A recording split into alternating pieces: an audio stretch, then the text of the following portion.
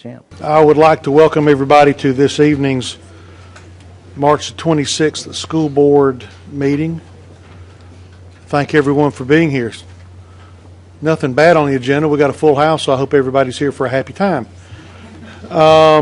We will start off this evening with our Pledge of Allegiance, which will be, with our prayer, which will be led by Mrs. Morrison Fair, and then our pledge will be introduced by Mr. Lewis. Would you please stand? Thank you, Mr. Chairman. Let us pray, please. Please be with the school board and with the administrators and other individuals here tonight, and guide us to act with wisdom and a common purpose to advance public education by promoting student learning, protecting school safety, and serving as positive leaders for the community. Amen. Mr. Lewis. Thank you, Mr. Chairman. So tonight we have a really special pledge, and I'm really excited about it. So Caroline Thomason is a fifth grader at Blythe, and she is in the French immersion program. And Caroline has been in the immersion program since kindergarten, and in addition to that, she's involved in the school safety patrol and the chorus and in her church basketball program and her church choir, and is taking a trip to France for spring break. And so I thought it would be super exciting to have her come. She's going to do the pledge in English first for all of you, and then she's agreed to do it again in French. So, Miss Caroline.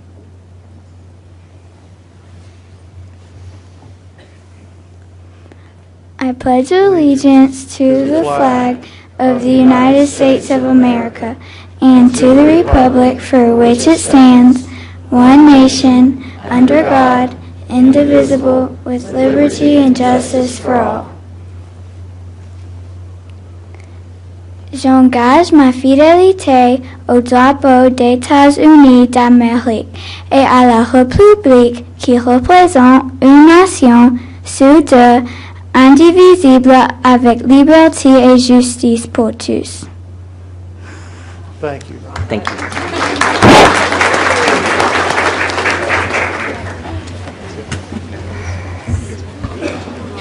Thank you, Caroline. At this time, before going any further, I just want to thank Mrs. Bush for the beautiful flower arrangements this evening. I'm told that you can take them in the yard and you can plant them and they spread like kudzu. Yes. So there's shamrocks. What is more appropriate for the month of March than shamrocks? I could have set basketballs up here for March Madness, but I just don't think it would have been as decorative or as long-lasting and enjoyable. So yes, take them home and plant them and they will thrive. Thank you very much. Well, Also, for my colleagues, the gift bags on your dais are from the students at West Greenville School. They were given to those that were unable to make the tour the other day. So thank you very much for that. Ms. Hogan, if you'd pass that along to the administration, thank you. Our next item of business in order is the awards presentation, and I'm going to turn it over to Mrs. Linda Levinas Wells, who has a Miracle Worker Award she would like to present. Okay.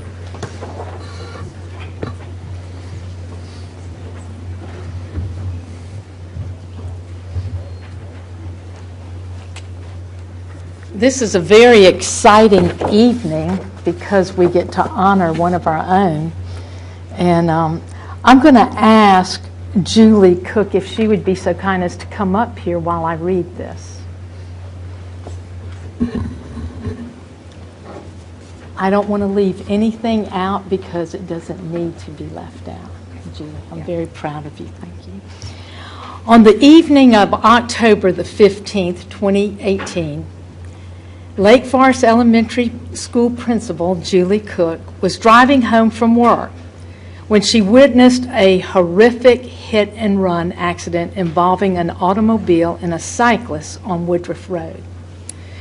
As the cyclist slowed down to turn left on Anderson Ridge Road, an unknown driver traveling at a very high speed slammed into the cyclist from behind, launching both the rider and his bicycle into the air. The bicycle flew directly over Principal Cook's car, and the cyclist landed in the middle of Woodruff Road, knocking him unconscious and leaving him directly in the path of oncoming traffic. The sun had begun to set, making it extremely difficult for approaching vehicles to be aware of his presence in the road. Fortunately for the cyclist, Principal Cook immediately stopped to help, with little regard for her own safety. She placed herself between the downed cyclist and oncoming traffic, using the only tool she had at her disposal to alert oncoming vehicles to stop, waving her arms and her cell phone flashlight. Principal Cook was almost hit herself, but remained on the scene until traffic was fully, I'm going to get upset too, was fully stopped and emergency services had arrived to tend to the cyclists.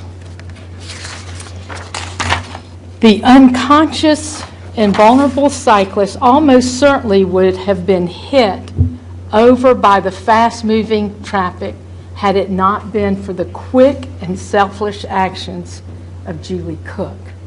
And her heroism undoubtedly is a primary reason that she is alive today.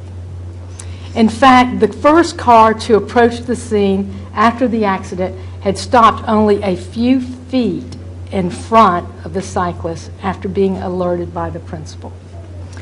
Unbeknownst to Julie, the cyclist, whom she selfishly assisted and protected, is also a Greenville County Schools employee, Ben McCall, of our Education Technology Services. Principal Cook stayed with Ben and prayed for him until the police and paramedics arrived, and then continued to assist by providing valuable information concerning the accident and a description of the hit-and-run driver. After months of surgery and rehabilitation, I am thrilled to announce that Ben and his family are able to be here with us tonight. Where is Ben? Come on up here, Ben.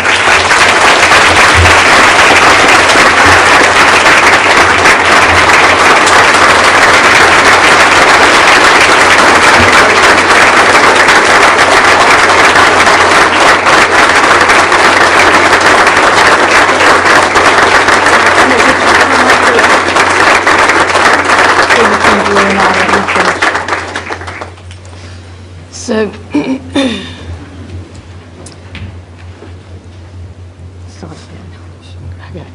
after months of surgeries and rehabilitation, here's Ben. And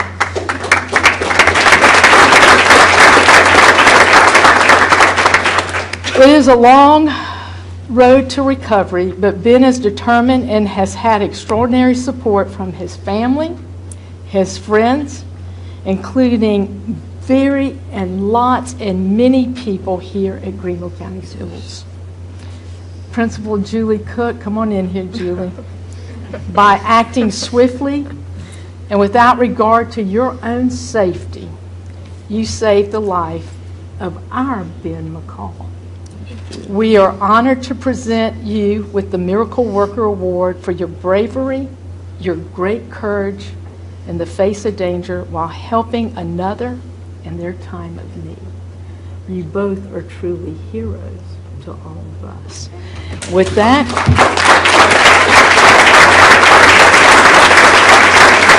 I'm going to get you to be on the other side of Julie, and we're going to present this. And Dr. Royster, if you would be so kind as to come up here and be with us. And Ben, I love, and your family's here. Come on up, family. We want you to. Okay, everybody look at Terry. And we're excited that y'all are here, and we just want a picture of the family, and you can be right in front of your daddy. You are so special and sweet and so cute.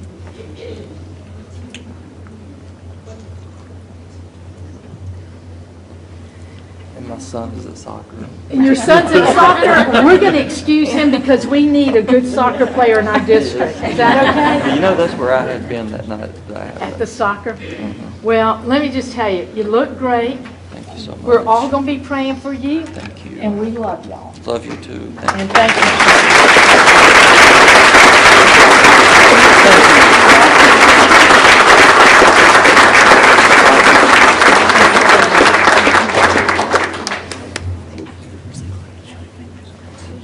Also, Julie's family is right back there. If y'all would stand up. Did you know how brave your mother is? And what?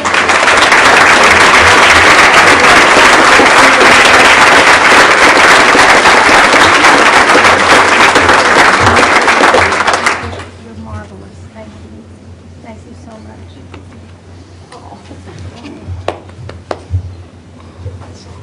It's a miracle to see him walking. Thank you.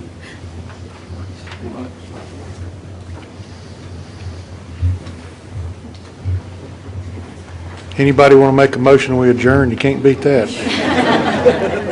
Thank you both for being with us and your families. The next item of business in order is the approval of our consent calendar. Is there a motion? Motion to approve. I have a motion properly made and seconded to approve the consent calendar. Any discussion? Hearing none, all those in favor of the motion as stated, please say aye. Aye. All opposed? And the motion carries. Thank you. Our next item of business in order is the appearance of visitors.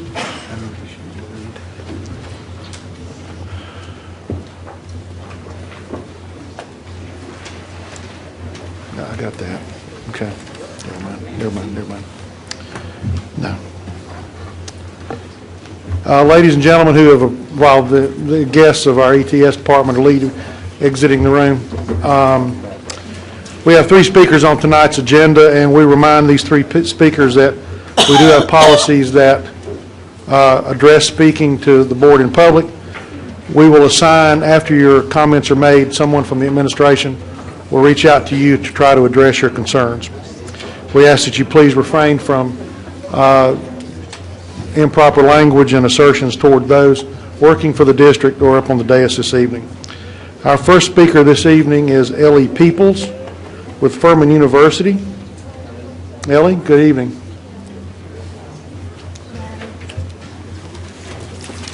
Can I close this? I'll just do it right here.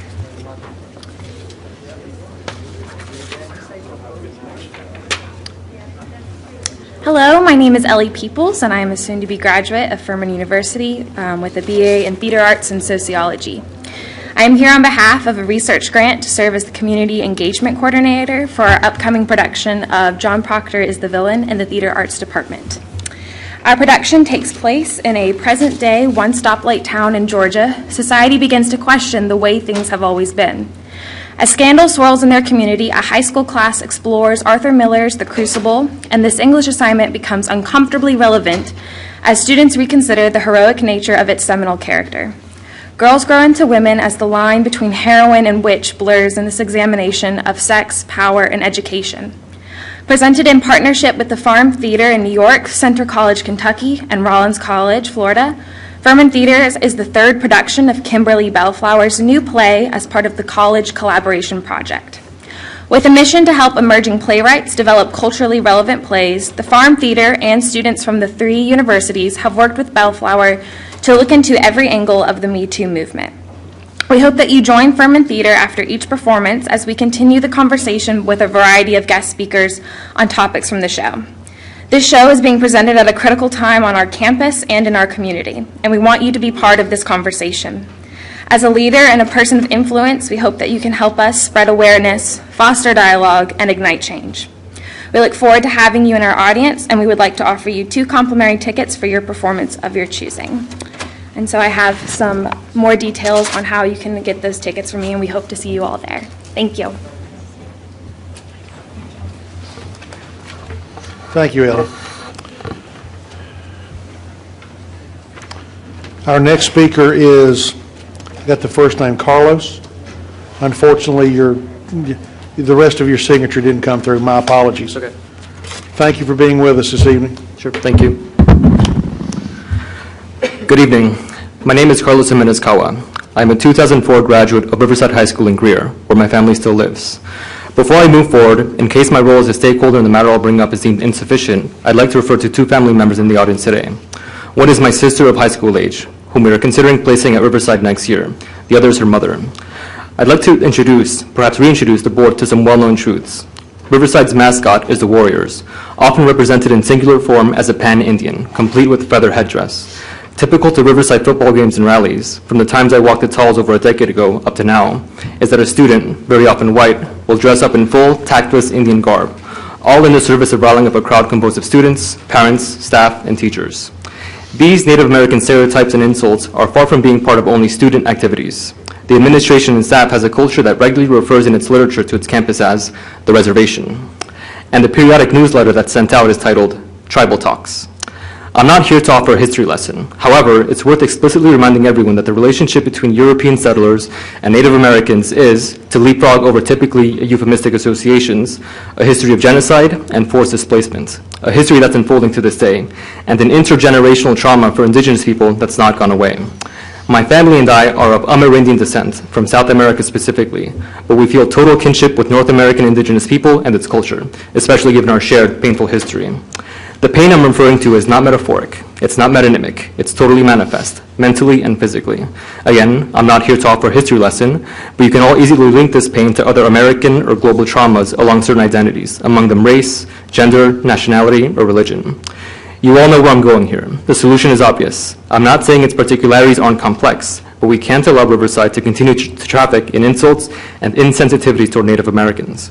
Think of all the young people witnessing this gloss and insult to trauma and history, a display that is ultimately, objectively misleading, but more than anything, painful. I asked you to think about my little sister in particular, who identifies as indigenous, how she is supposed to walk those halls. But this is beyond her. It's about every student in there. It's about the extraordinary responsibility to educate these students as best we can, both in and outside the classroom. This week, I plan to reach out to each of you via email to gauge support in this effort. I seek allies among you, and I'm hopeful about finding some. And unfortunately, because I've run into this already via contact with other stakeholders in the matter, I have to say that silence, dismissal, they're as dismal as they are voluminous about their position on this matter. I offer this respectfully and earnestly. Reaching higher standards. That's Riverside's motto, conspicuously present on a digital display outside the school's main crossroads. It scrolls continuously, 24 hours a day, every minute in fact, even in the dead of night. I'm only asking that we, that you live up to that motto. Thank you. Thank you, sir. Our next speaker is Thomas O'Neill Bailey. Mr. Bailey.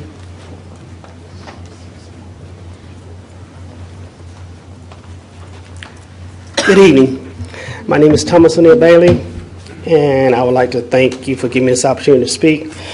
On March the 6th, I decided to go on a trip with Sevier Middle School, 8th and 8th graders going to Washington, D.C. I had a very horrible experience, that of which I reported to the Greenville County School District Office. I text some of the complaints to, am I allowed to say the assistant principal's name? Mm-hmm. Okay.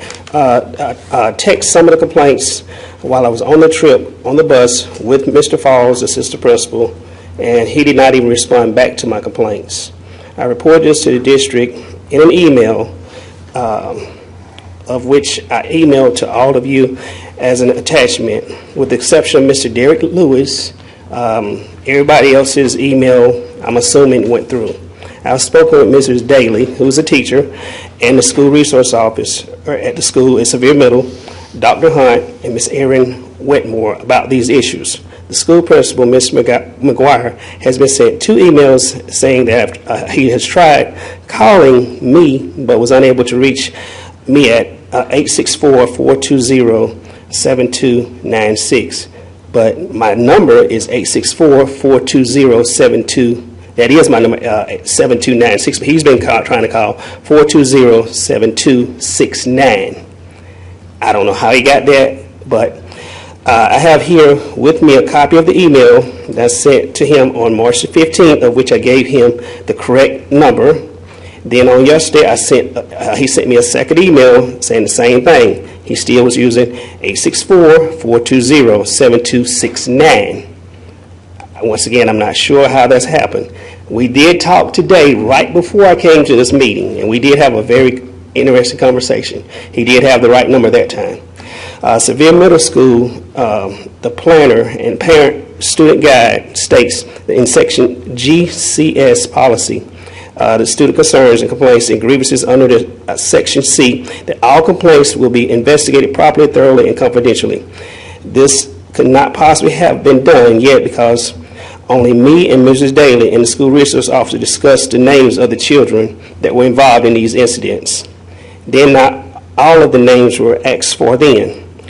Without having all the children's names, there's no way a thorough investigation can be done. A song was being played loud enough on the school bus where me and my son could hear it that had racial slurs in it. Mr. Falls, the assistant principal, was on the exact same bus and did nothing. First of all, the music should not have been played so loud that anyone other than the person playing the music could hear it. For example, earbuds or headphones should have been used. Secondly, at the time, should any music that has any racial names or slurs in it should be allowed to be played. That's your time. I'm sorry. I'm sorry. Are you almost finished? No, sir. No, sir. Well, That's okay. Okay. Thank you very much. All right. Thank you. Thank you, sir. Our next item of business in order is the superintendent's report. Dr. Royster. Thank you, sirs. Before I begin the report, I do want to recognize three new employees, two principal appointments, and then one a district level director that we want everyone to have the opportunity to meet. First, let me start with the district level director, Tanya Franca, who is the newly appointed ESOL director. Tanya, we're glad to have you coming to us from that same position in Berkeley County Schools. We're glad to have you in Greenville. We welcome you to the district. Look forward to you starting work with us this summer in that new role. Do you have family or someone with you? I do. My husband, Louis Franco, and I'll be bringing 5 children to join us in Greenville. Oh, okay. Not only a new employee, adding new students to the role. Welcome to the schools. We've got Ethan, who will be in 9th grade. Elsie, who will be in 6th grade. Nicole will be in 3rd grade. Leon will be in 1st grade, and Sophie will be starting kindergarten. Well, welcome to the entire family, and we're glad to have you with us.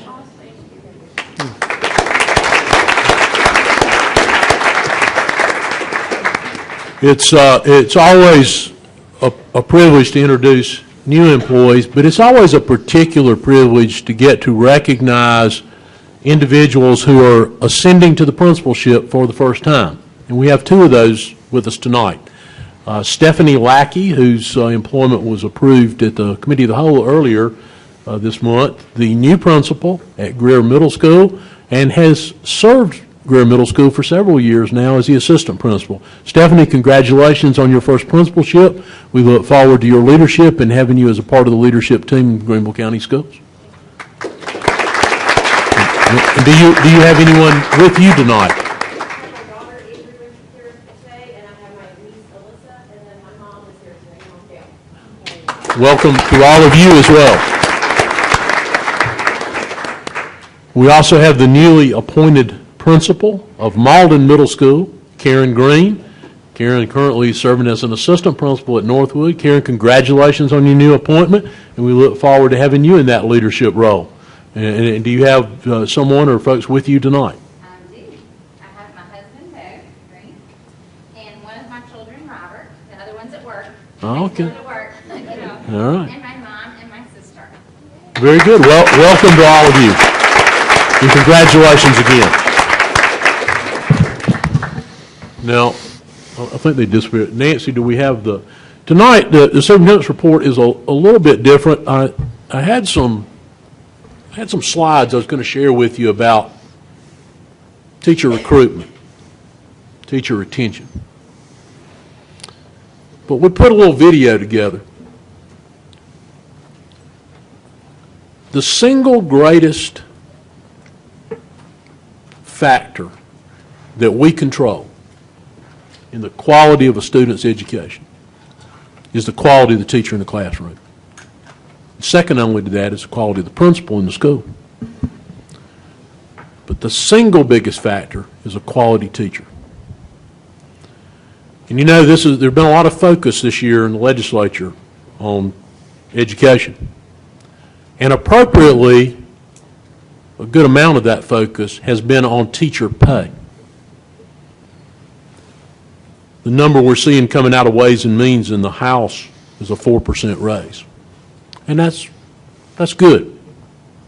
That's more than our teachers have had in several years from the state. You all know some of the shortfall with that because we pay above the state minimum. The amount of money they send to us to implement a true 4% raise falls short. It also doesn't address raises for other employees. But tonight we're focused on teachers, and particularly new teachers, new to the profession. The people that we're out there trying to recruit into the profession to address growth that we have in our system, to replace teachers that are retiring or leaving for other reasons. And while there are a lot of things that go into working conditions for teachers, the first and most important thing is that they have a living wage. So I think this video sends a very succinct and powerful message about that wage. And I hope the message that it also sends is that it's great that our legislature is doing something about teacher pay. But I would suggest and encourage them that this be a first step in getting teacher pay to a competitive level. And I think this video will illustrate to a great degree why. Nancy?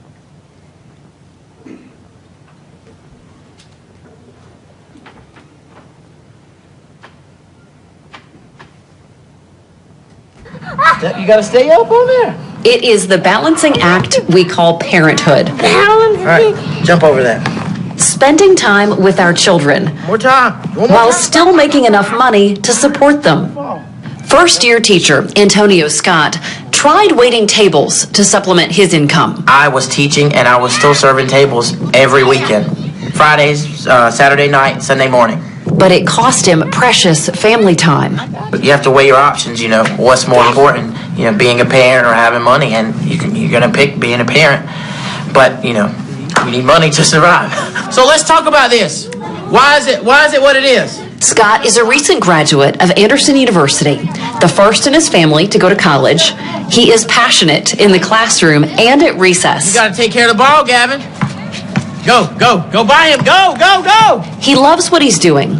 He knows he's changing lives, but admits he has had doubts about his career choice. There has been numerous times where I've had second thoughts about this career, simply because of money. Equal amounts of force pushing against the truck. Why? In Greenville County, starting pay for a teacher with a bachelor's degree is just over $36,000 per year. That's among the highest in the state. But we're no longer just competing with other districts for teachers. We're competing against other sectors of the job market. Now, what is so special about a school? I've done private lessons for lacrosse. Like I said, I've waitressed, I've tutored, dog sitting, kind of anything that people let me do, I'll do it, just to kind of make some extra money. They're what? They're parallel lines, absolutely.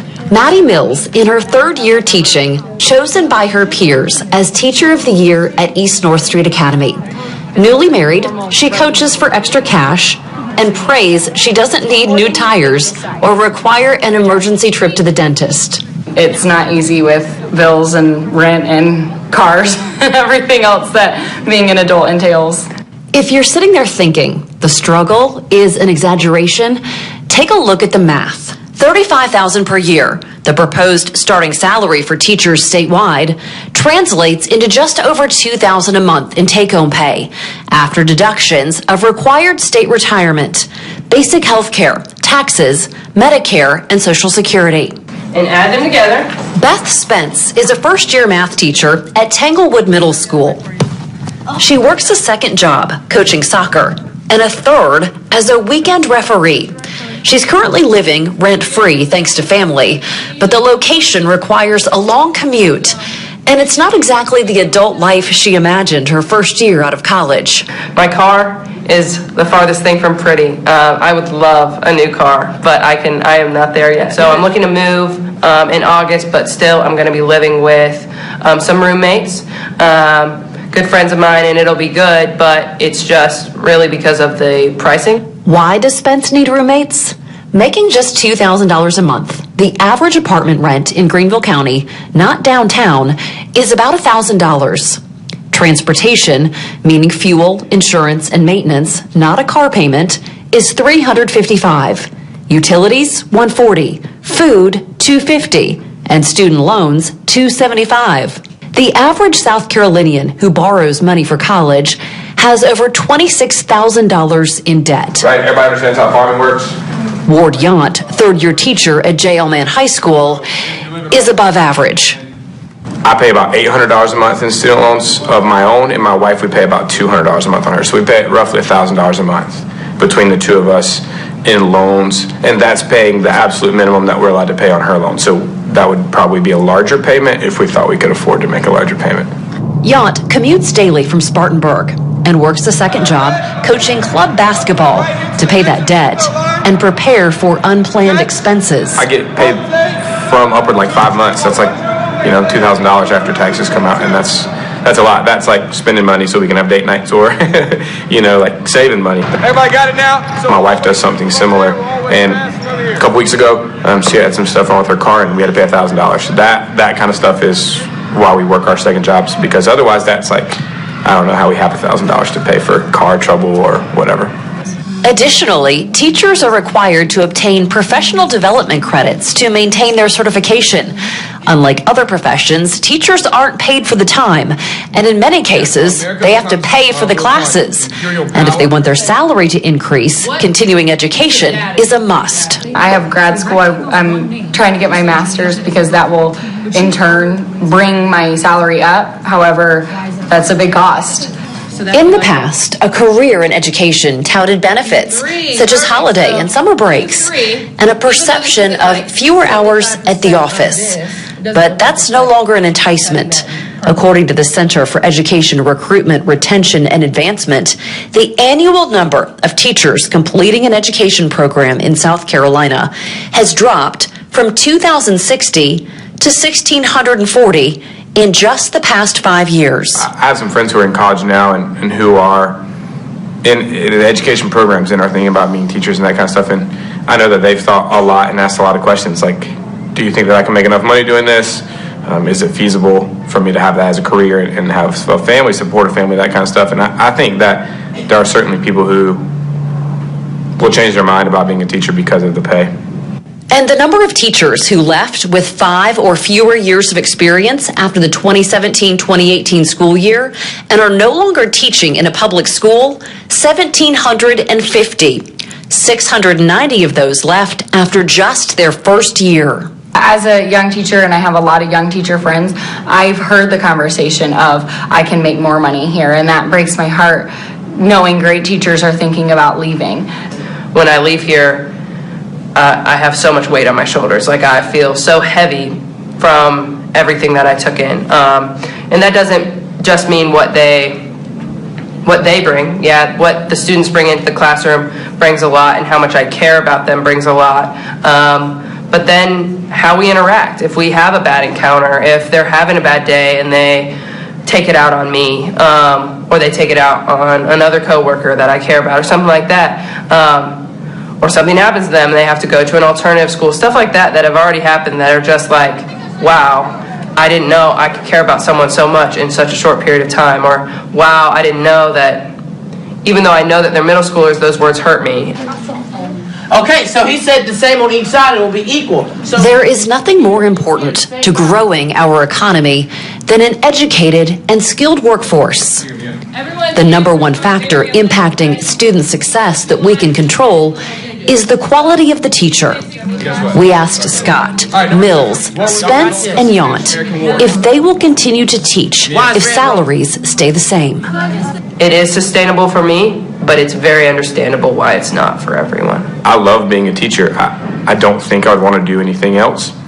But sometimes when I think about having a family and I know that there are situations in my life where I would have to do something else to provide for my family.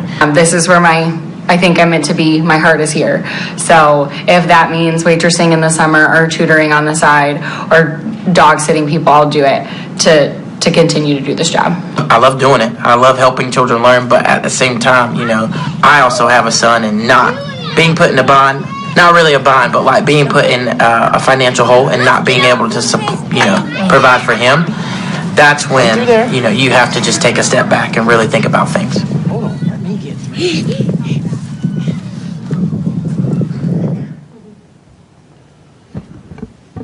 Pretty compelling information, I think.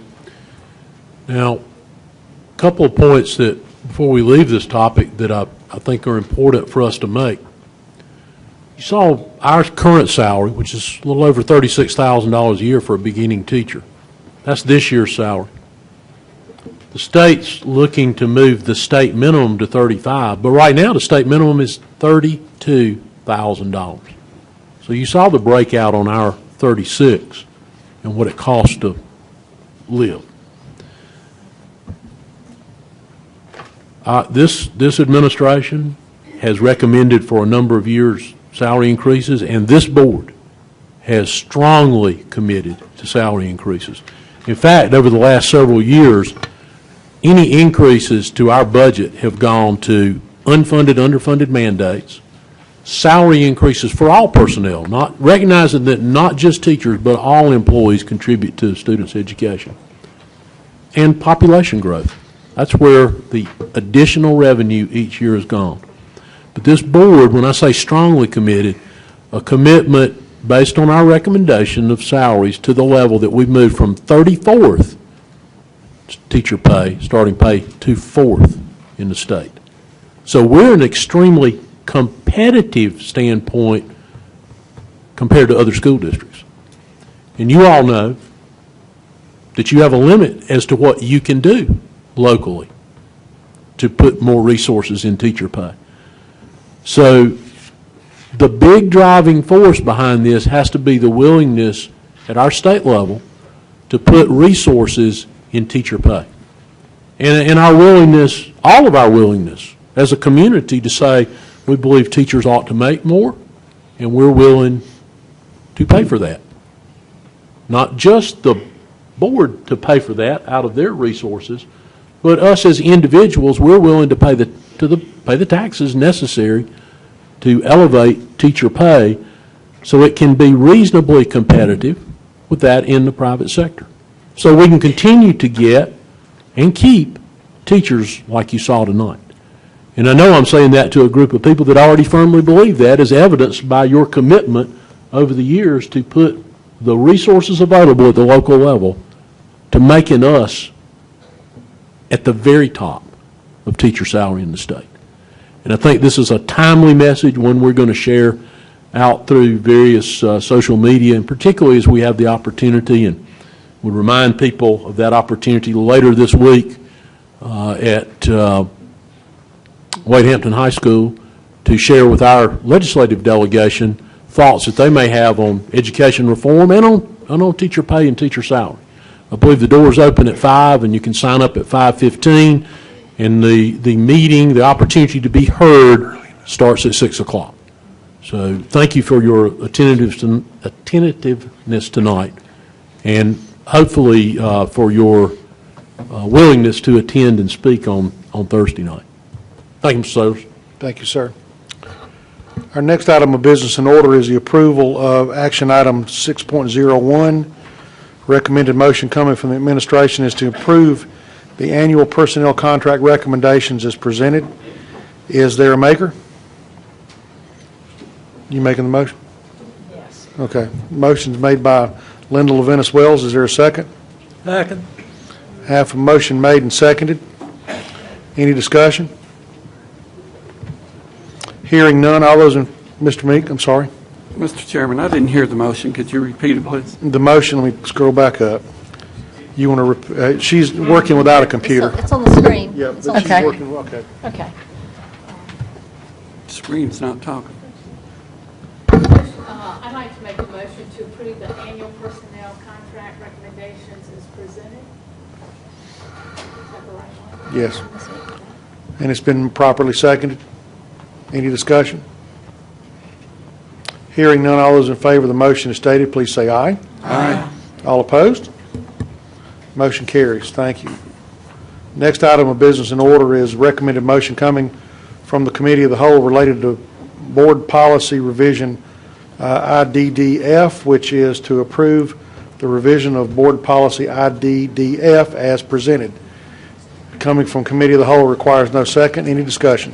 Mr. Sailors. Yes, ma'am. I'd like to make a substitute motion to approve the revision of Board Policy IDDF as presented in Board Docs Revised 3/26/19. Okay. This is a substitute or an amendment? It's a substitute. Okay. We have a substitute motion on the floor. It's been properly made and seconded. Any discussion? And for the good of the body and the audience, either Mrs. Wells or Mr. Webb, can you explain what we're doing? Yes, sir. We, the administration brought 2 weeks ago at the Committee of the Whole a policy regarding students with disabilities, and the added language centers around the state employability credential, sort of the parameters of that credential, which is designed for students who are unlikely or unable to receive a state diploma, but will have a course of study that really focuses on marketability, job skills, and coursework in that nature.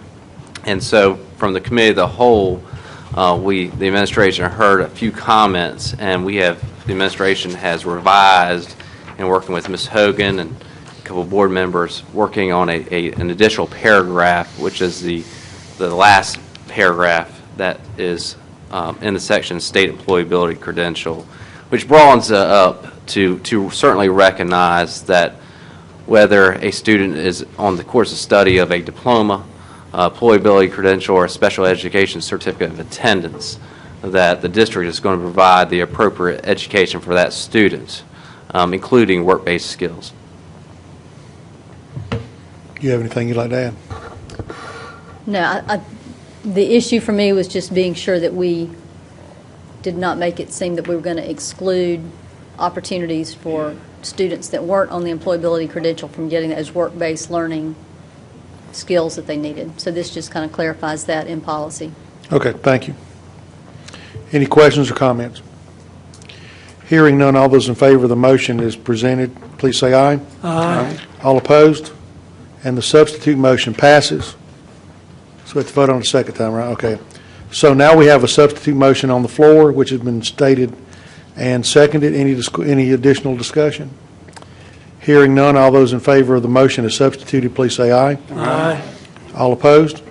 Motion carries. Thank you. Next item of business in order is item 6.03, the revision to Board Policy EEA. There's a recommended motion coming from the Committee of the Whole which requires no second, which is to approve the revision of Board Policy EEA. Any discussion? Hearing none, all those in favor of the motion as stated, please say aye. Aye. All opposed? Motion carries. Thank you. Next item of business in order is item 6.04, which is the Long Range Facilities Program, Capital Improvement Program, Funding Impact. Coming from Committee of the Whole, which requires no second, is to approve the March 2019 Long Range Facilities Plan and Capital Improvement Plan with updated costs and funding as presented and outlined in the Long Range Facilities Plan CIP document and the Long Range Facility Plan CIP Finance Spend Down Plan. Don't ask me to say that 3 times real fast. We got them, you know. Are there any discussion? Go ahead. Ms. Wells? Yeah. You want to go first? Yeah. One question I had, we've we've made adjustments to all of the current projects that are under construction or in design phase so where we know we have cost increase, but we have a number of additional expansions planned at our schools, and one of the things that we noted at the committee of the whole that had been overlooked in terms of cost is the need for the 4K classrooms. So one question I have is, for all those additions that we have from, looks like FY23 on out, have we adjusted the budget to account for what we know right now with regard to construction cost and needs? No, and I don't recall if we said this in committee of the whole or not. We want to hold off on any further adjustment until we get these 3 projects out to bid and we get closer to the timing on the other projects, and then adjust the budget based on our most recent bids. Okay, so even though we know that there's potentially a square footage issue deficit that we already have? I don't know that there's a square footage deficit, there's a cost deficit based on square footage cost. I don't know, I can't tell you right now on all of those. I see Betty back there somewhere. Betty, Terry. Betty, in the elementaries programmed out in the future, based on the current population projection, is 4K square footage included in those projects? Yes. What I provided to facilities included square footage For those down out in the future projects, not including the one most recently funded, or the pending funding, because those are actually the next 3 action items. Okay, so Does that make sense? The square footage is in it, but we don't believe we've adequately adjusted the budget, even though we adjusted it about maybe a year ago. It's probably got to be adjusted up again. okay, so you're saying that you've accounted for the square footage, but that square footage that you've passed on to the facilities director hasn't then translated into an increase in budget to account for that. Is that? I think what the situation is that costs have been rising so fast, and as Dr. Forster said, they're going to wait. My understanding is we're going to wait and get the bids on these 3 projects, and then we'll be coming back with additional, more accurate information. But to be clear, just so we're all on the same page about it, the square footage is in the overall square footage of the building. Yes, sir. For the pre-K classrooms, which are a different size. That square footage is in there, but we still got to recalculate the cost based on our latest cost for construction. Does that answer your question as well? Yeah, the only confusing thing is one of the reasons that we were given as to why the budgets had increased had to do with needing to add square footage for 4K. So somehow in our current projects, For whatever we reason, not have that included, it's but we do have in it the projects down the road, but was not in, I guess, is it Summit Drive? Is that correct? It is now in Cashin. Summit Drive and Cashin. and Cashin.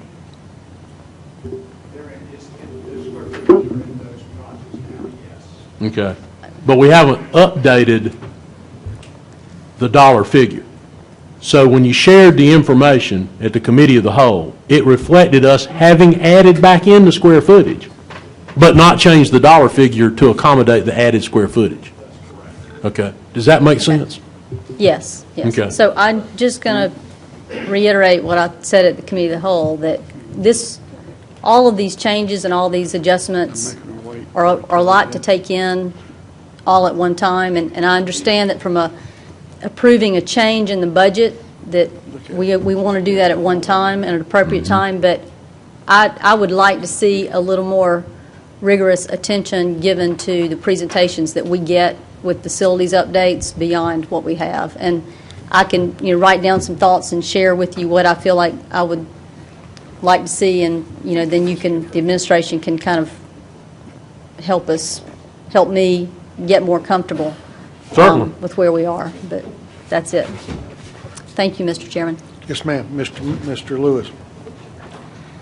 Just a couple of clarifying questions. So one, want to make sure that there were a couple of discussions that happened at the CAL that I just want to make sure that I heard correctly. So one is these additional costs that are currently being proposed in the revisions to the long-range facility plan are currently going to be covered by what? There are additional funds that do not require a millage increase.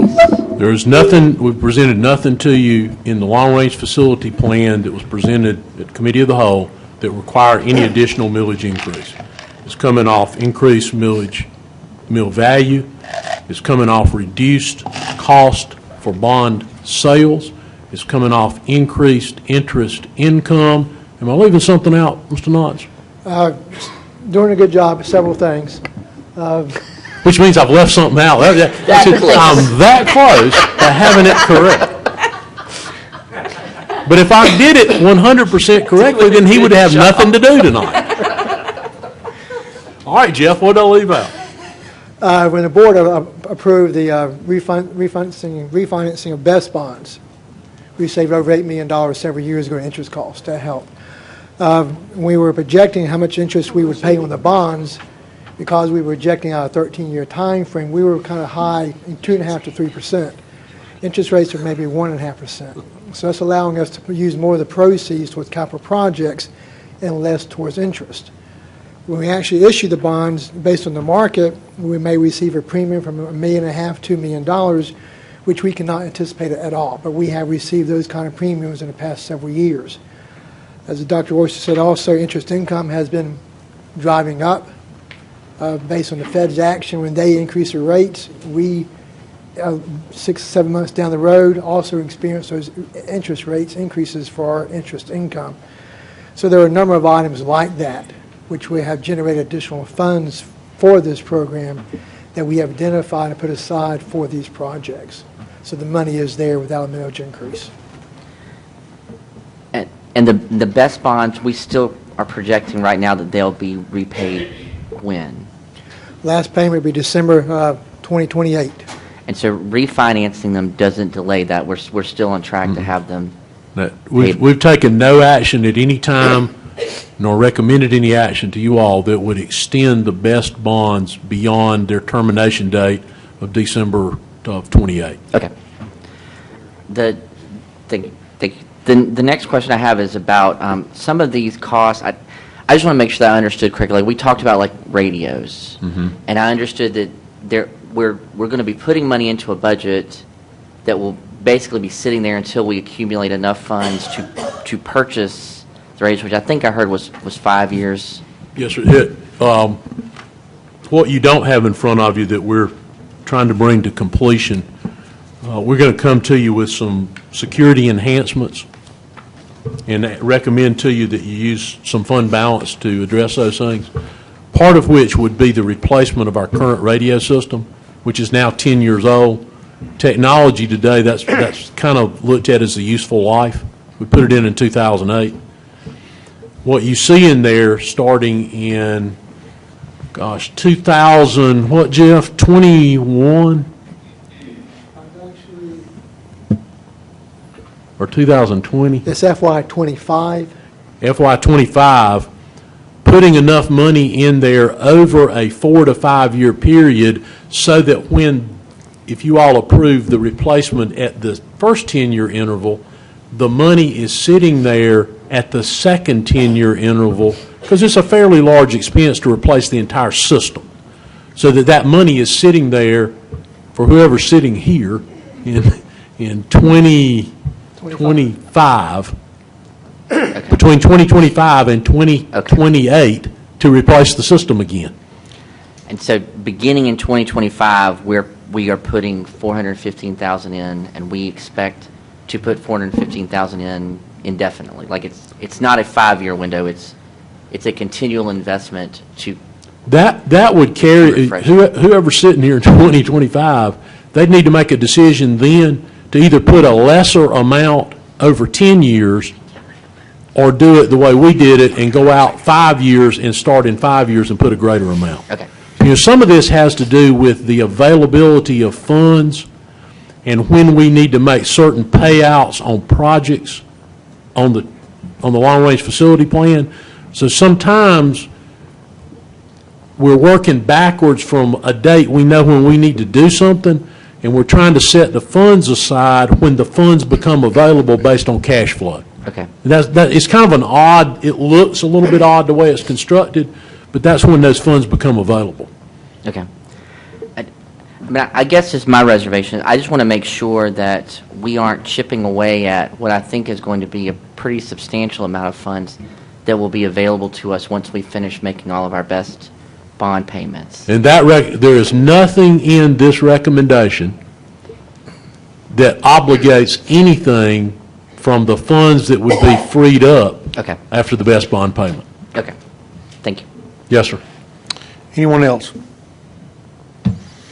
Okay. Hearing none, all those in favor of the motion as stated, please say aye. Aye. All opposed? Motion carries. Next item of business in order is item number 605, the budget adjustment for the Fountain Inn High School project. The recommended motion coming from Committee of the Whole is to approve an additional $17,022,000 in funding for Fountain Inn High School. Any discussion? Mr. Meek. Mr. Chairman, could I get just a brief summary of what this $17 million is going to buy? Mr. Mills?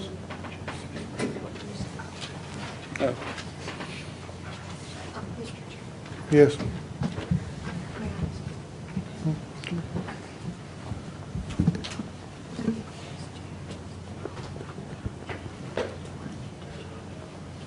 Yes, you do, because your fee is a portion of the construction cost. Mr. Chairman. Just a minute, Terry. Dr. O'Connor, you need to recuse yourself? Yes. Okay. Yes. Sherry, would you please reflect in the minutes that Dr. O'Connor is recusing herself from this conversation? Terry, it's all yours. Thank you. Mr. Meek, the majority of the additional cost is associated with... I don't think that's on, Terry. I don't think that's... Is it on? Can you hear me okay? My outside voice?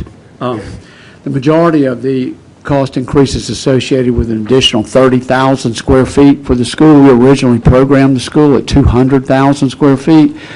And when we did the initial long-range facilities plan budget, now that we've got the school designed, it's at 230,000 square feet.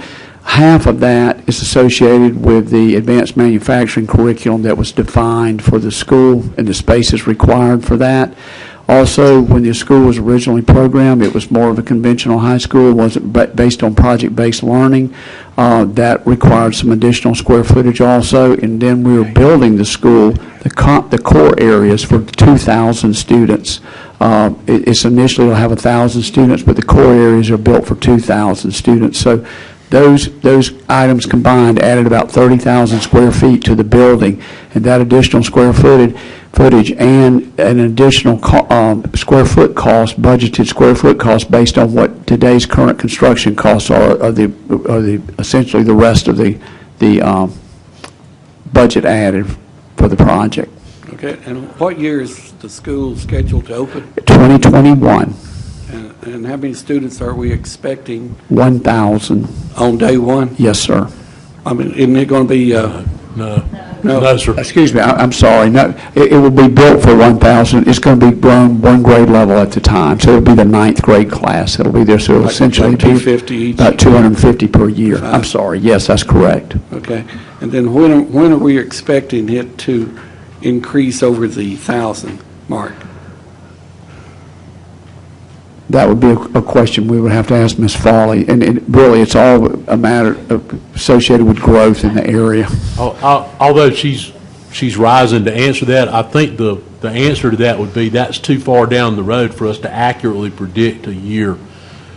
But the issue is because of the areas that need to be put in there for expansion and laying out, for example, a gym and a commons area and setting those things in proximity to where they need to be for 2,000 students, it's more cost-effective to put them in now than to try to go back and put them in. Not only will it not be cost-effective, it would dramatically affect the layout. There's no good way, for example, to go in and take a gym designed to seat 1,000 and make it designed to seat 2,000 and add the 2,000 later on. You pretty well have to make that provision during the initial design. You can leave some seats out of it, but you got to put the dimensions in there to get the seats added later on. So there's some costs that we're going to incur on the front end to avoid not just additional cost when it gets to 2,000, but some of the problematic things with layout. We've had some issues with that. Most recent example is adding to J.L. Mann. We had some real challenges there with trying to get the core. In fact, ended up building a duplicate dining facility in the added building in order to accommodate additional seating. So it's more logistically better to add it on the front end. And how many acres did we purchase there? We have approximately 61 acres, and we're developing approximately 51 of that 60 acres. And the other acreage will suffice in adding the additional 1,000 or so? We're developing the 51 acres for the addition also. All the ball fields, all the playing fields, practice fields, and parking and all will be accommodated on the 51 acres. One of the schematics already shows the location for the future academic building to accommodate the additional students. Okay. So it's already planned for. Thank you. Yes, sir. Anyone else? Hearing none, all those in favor of the motion as stated, please say aye. Aye. All opposed? Motion carries. Dr. O'Connor, you can come back in the room. The next item of business in order is item 6.06, the budget adjustment for the Roper Mountain Science Center project. Recommendation coming from the Committee of the Whole is to approve an additional $1,732,000 in funding for the Roper Mountain Science project. Is there any discussion? Mr. Chairman. Mr. Meek. I have the same request. What is the $1.7 million going to buy us? Mr. Meek, the building was originally budgeted for the building and came up for the concept of the building. It was going to be very similar to Sims Hall that's on top of the mountain. We were looking at about a 28,000 square foot building with about 3,000 or 4,000 square foot of dining space within it, with like a what might be called a catering kitchen, and we were going to have a number of STEM classrooms in that space. It was going to be more of an educational facility. The building now has been turned into a sustainability building. It's environmental science and sustainability. They partnered with some local, with REWA, and I think Greenville Water's also partnered with them. And so there are going to be a number of exhibits that are built around sustainability as it relates to water. So it's kind of changed some of the architecture in the interior of the building. There's actually going to be flowing water. There will be some pools within the building that are associated with water displays, which has resulted in increased cost for the humidity that will be in the building for the HVAC system. There's some other items from a sustainability perspective, a different roofing system, solar panels, those type of things that are related to the building. There's a number of site improvements also that are associated with the project. Some of the things outside, some connectivity to Harrison Hall that have increased some costs that were initially anticipated, and just some of the other building elements to promote sustainability within the building. So those are the costs that are associated with it. Maybe you're not able to answer this, Terry, but what are the educational benefits that the students are going to receive out of this additional, for the aesthetics and the water control and all this humidity stuff they're going to do? What educational benefit are the students going to get out of it? Well, it's part of the curriculum, as it's based on sustainability, and water is part. Water, we have to have water to be sustained, and the whole. It's my understanding the whole displays are related to the Appalachian Mountains and the Savannah River Basin and water quality and sustainability of water here in this region that we're in. I think it has watershed displays. Right. It has how the water ends up coming to us at our homes as far as purified water and then the treatment of wastewater, how all those things interact. Very similar to some of the added cost at Fountain Inn High School. We started out with the idea we want to put a building there to particularly expand our reach to middle school students. So sort of this generic idea we're going to put, Terry referred to it as an academic building. We're kind of going to put this building up there. We didn't have the sharp focus to what exactly would be displayed in it. So as the details of that were developed, in a very similar process to the way we've used to develop school designs in recent years, here's what we want the instructional program to look like. Now here are some refinements to that designed space to accommodate that specific instructional program. One of the things that we learned, the building that we have out there, the lower building, Harrison Hall. Harrison Hall. It was built to be pretty much almost like an academic type classroom building. And we went in there and put all these exhibits in it and did not have the HVAC system, did not have the dehumidification system, did not have the right kind of flooring in it. It wasn't designed for what ended up being put in that building. So in this case, we know here's what we want to put in the building. Now we've got to make some design changes that have an added cost to them, to tailor the building to fit the displays and the instructional program that will be carried out in it. I think there's also, if I remember correctly, Terry, isn't there a replacement in there for the fire service loop for the entire mountain that's part of that cost? Or there are some utility improvements that we're having to do on the mountain to support this building. We may or may not have to redo the fire loop on the building. We're still working with a fire protection engineer on that. We're looking at it has to do with flow and pump pressures and some things. So we're looking at that, but we are having to update the sewer system. The existing building out there, Harrison Hall, is on a septic tank. We're going to take it off a septic tank. We're going to put in a sewer line for this building, Harrison Hall, and we're also going to make a provision to pick up the sewer from the new building, the incubator building that's in the long-range facilities plan is to be built out there also. So we're doing some utility improvements also. That's going to result, that's about $500,000 of that's going to cost. Okay. Thank you. Yes, sir. Mrs. Wells. The cost of the utility upgrades that we're needing to do, so what's that magnitude?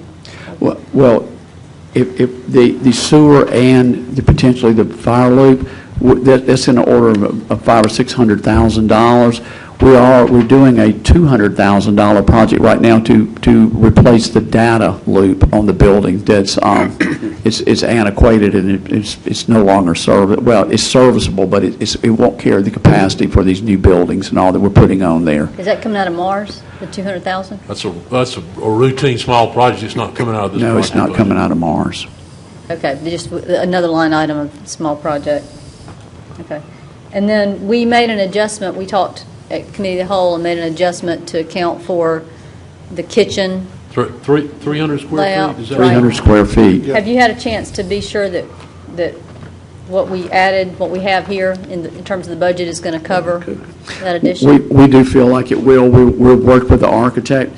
There was an overhang that was a porch up above, and basically we're going to push the wall out and enclose that area in with a glass wall system that was already there. So we're picking up that additional square footage by basically enclosing a overhang using the existing roof in the porch area there. Okay. So just to mention, this is a sustainable building, and it's going to serve as kind of that education model. Right. And I know that we do have people who are bringing significant money from the private side and from the other government agencies, like you mentioned, or the other utility providers like Greenville Water System, who've committed a significant amount of money for the exhibits. But particularly as it relates to the taking care of the sewer issue, if there's since we're talking about 3 buildings that we're trying to accommodate, if we could make sure that what we're doing kind of is the most sustainable, I think it's a great opportunity to do something that's cutting edge and on the front of what needs to be done, and you probably could get some additional money. So I'll send you some information about some potentials, if that's okay. Certainly. Through the superintendent, of course. Certainly. Thank you. Thank you. Yes, ma'am. Mr. Meek? Mr. Chairman, sometime in the near future, if you could get with the administration, get them to bring a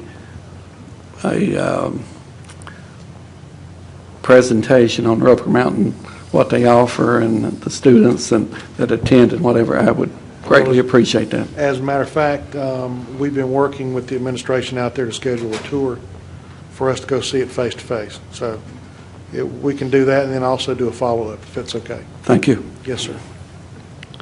Any other questions? Hearing none, all those in favor of the motion as stated, please say aye. Aye. All opposed? Motion carries. Thank you. Also, Crystal, okay. Sherry, if you could also mark for the record as well, Dr. O'Connor recused herself from item 6.06 as well. The next item of business in order is item 607, which is the budget adjustment for Greer High School athletic facilities. A recommended motion coming from Committee of the Whole requires no second, which is to approve an additional $2,418,750 in funding for the Greer High School athletic facilities. Is there any questions? Mr. Meek. Could Mr. Mills give us a little preview of that or a little review? Yes, sir, I certainly can. Mr. Meek, if you will remember, we've had for quite a while a auxiliary, no, it's not auxiliary gym, it's a multi-purpose room for Greer High Schools. It's been on the long-range facilities plan for a number of years, and we also decided that we were going to build a weight room for all the high schools across the district. And so we decided at Greer High School that we would combine those 2 projects into one project. We had initially thought that when we were going to do the multipurpose room, it was going to be a 3-sided addition onto the side of the existing building. And then, like I said, we decided when the weight room project came up, we decided we would combine the 2 of them together. Well, we couldn't build them as a 3-sided addition onto the building then, so we had to find a place that we could connect them to the building that was back in the athletic area. So, are you familiar with Greer High School at all? Yes. Do you know where the bus loop is in the rear of the school?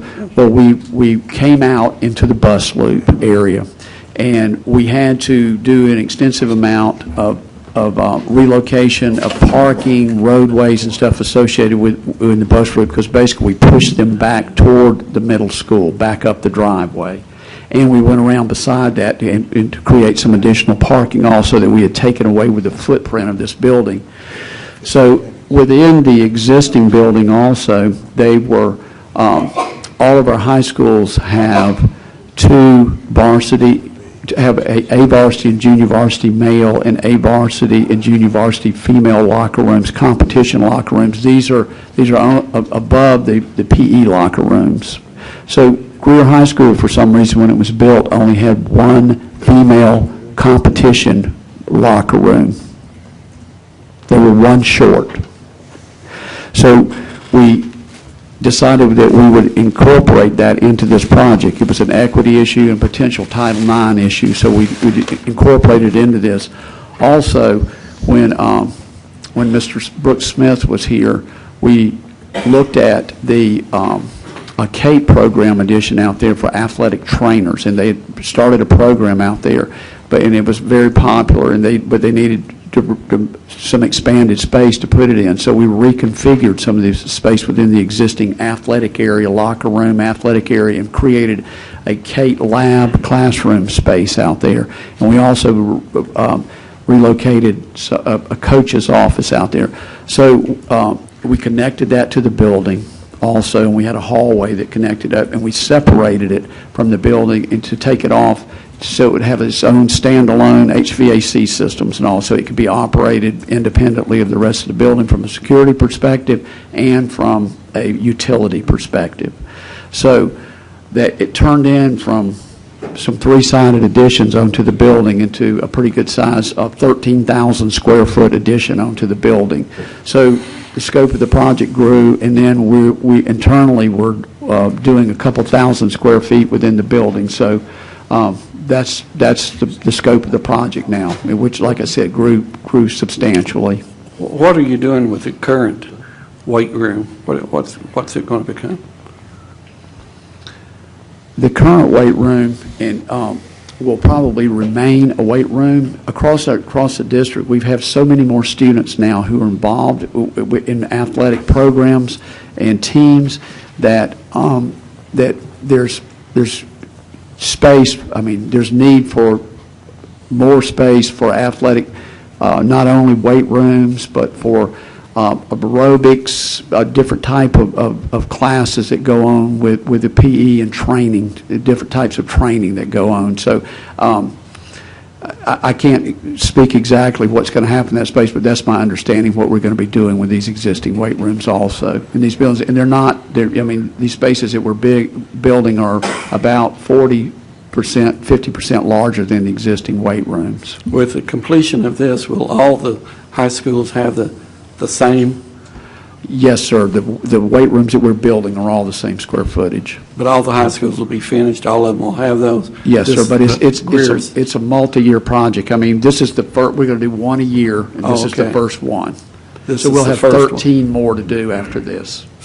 But Fountain Inn High School will be. It will be built to the new spec, the new district weight room spec. Do you know how many students are currently at Greer High School? No, sir, I don't. Would Ms. Farley know that, Mr. Chairman? I think it's about 1,300, Ms. Farley. Okay. Originally, when we built the school in '94, it was 1,800 or 2,000. 1,800. Okay, and I know the programs have changed since that time. Are they still rated for 1,800, or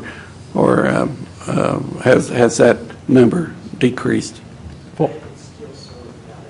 They can still serve about 1,800.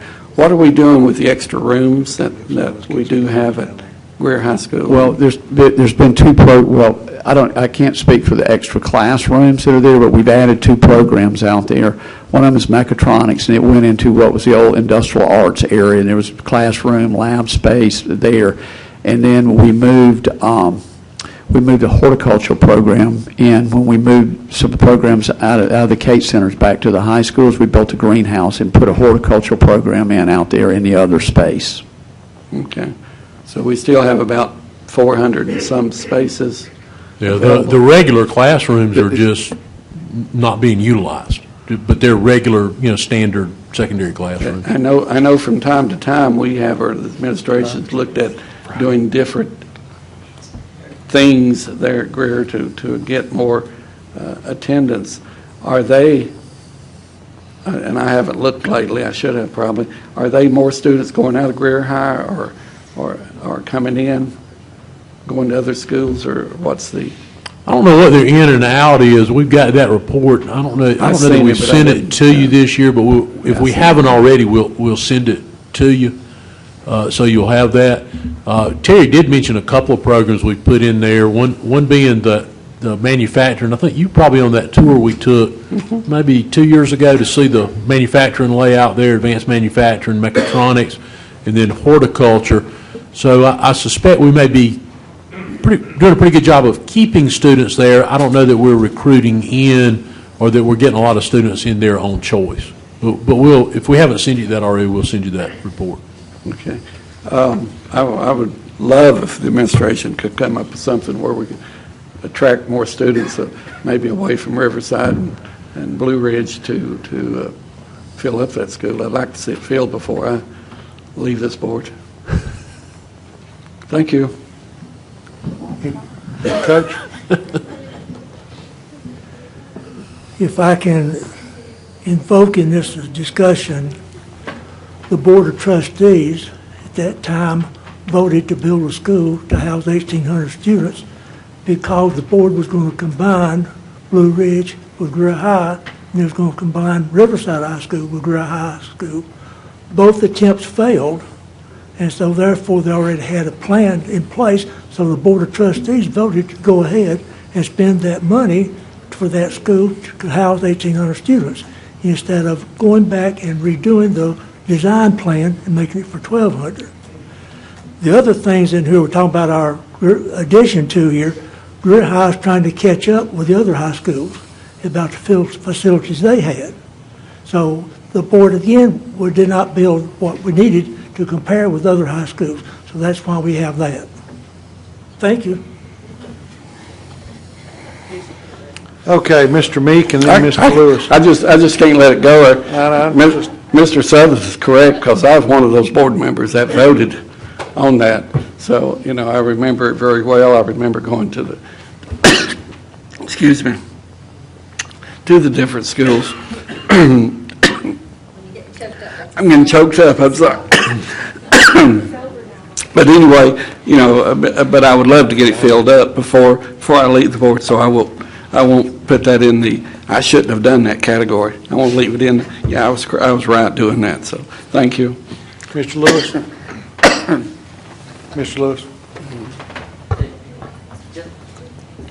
Just a couple of clarifying questions about the weight room. So we're talking about an additional $2.4 million that's needed for all of this work. So approximately how much of that is dedicated to the actual weight room work?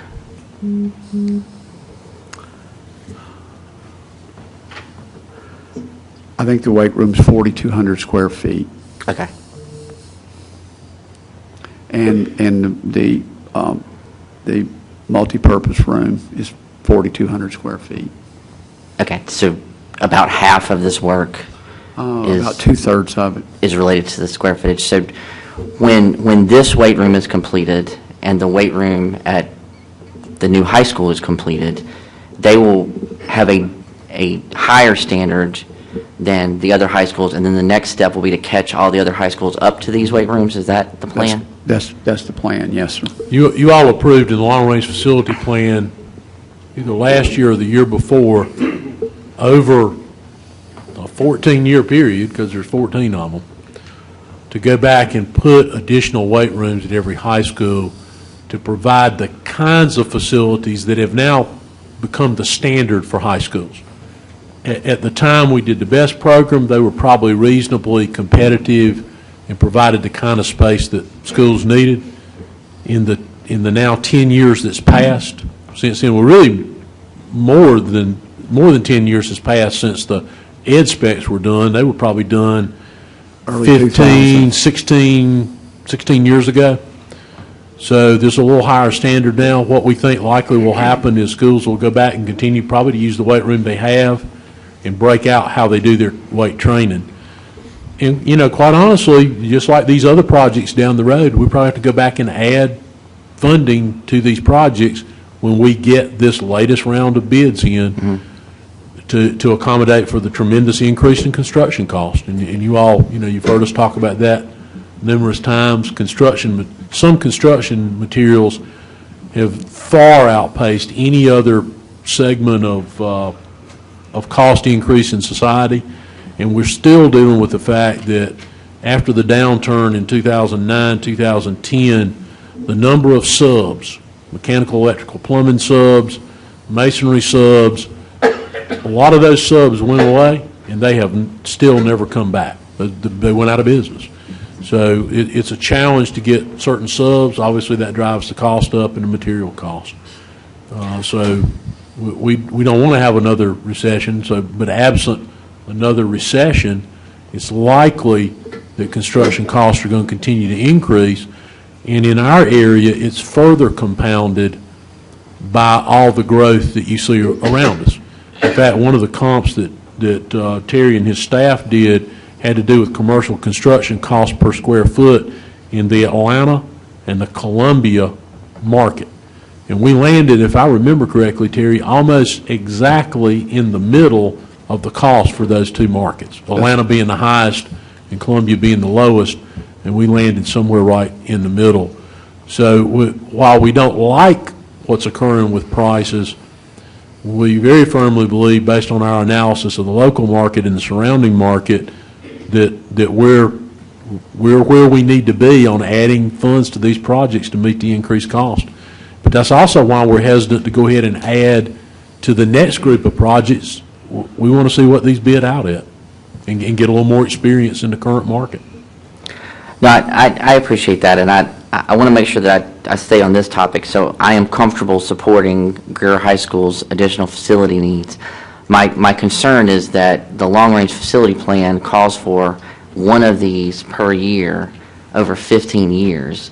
And to me, what that's going to create is exactly what we didn't want to create when we went to the BEST program, which is some people are going to wait 12 to 15 years to catch up to everybody else. And I don't like that Greer had to wait to catch up. I also don't want whoever is 12, 13, 14, and 15 to have to wait until children who haven't yet been conceived get to high school before their athletic program is on par with ones we're investing in now. So I would appreciate, not today, but perhaps the next facility plan, to see that calendar so that we can see maybe which of us need to encourage our other colleagues to move that schedule up a little bit if we're going to have to do that. And you know that, as you heard us talk about earlier, we've tried to be very cautious and conservative in recommending millage increases, and we laid that out to you all really several years ago and said we believe we'll need a bump here and a bump here to do these things. And we've also been very cautious not to make any encumbrance on the funds that will be freed up in 2029, the last payment 2028, so actually fiscal year 30, I guess, Jeff. So yes, the last payment being 28, December of 28. So we've tried to balance those things out. And we can give you some scenarios, but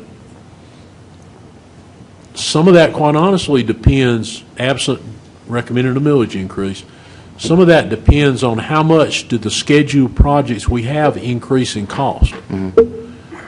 And will we have enough generated off of increased value of a mill, greater interest income to us, less cost to issue bonds? Will those things continue to hold true where we might be able to come back to you and say, well, here would be a way for you to accelerate this program? Because that point's well made.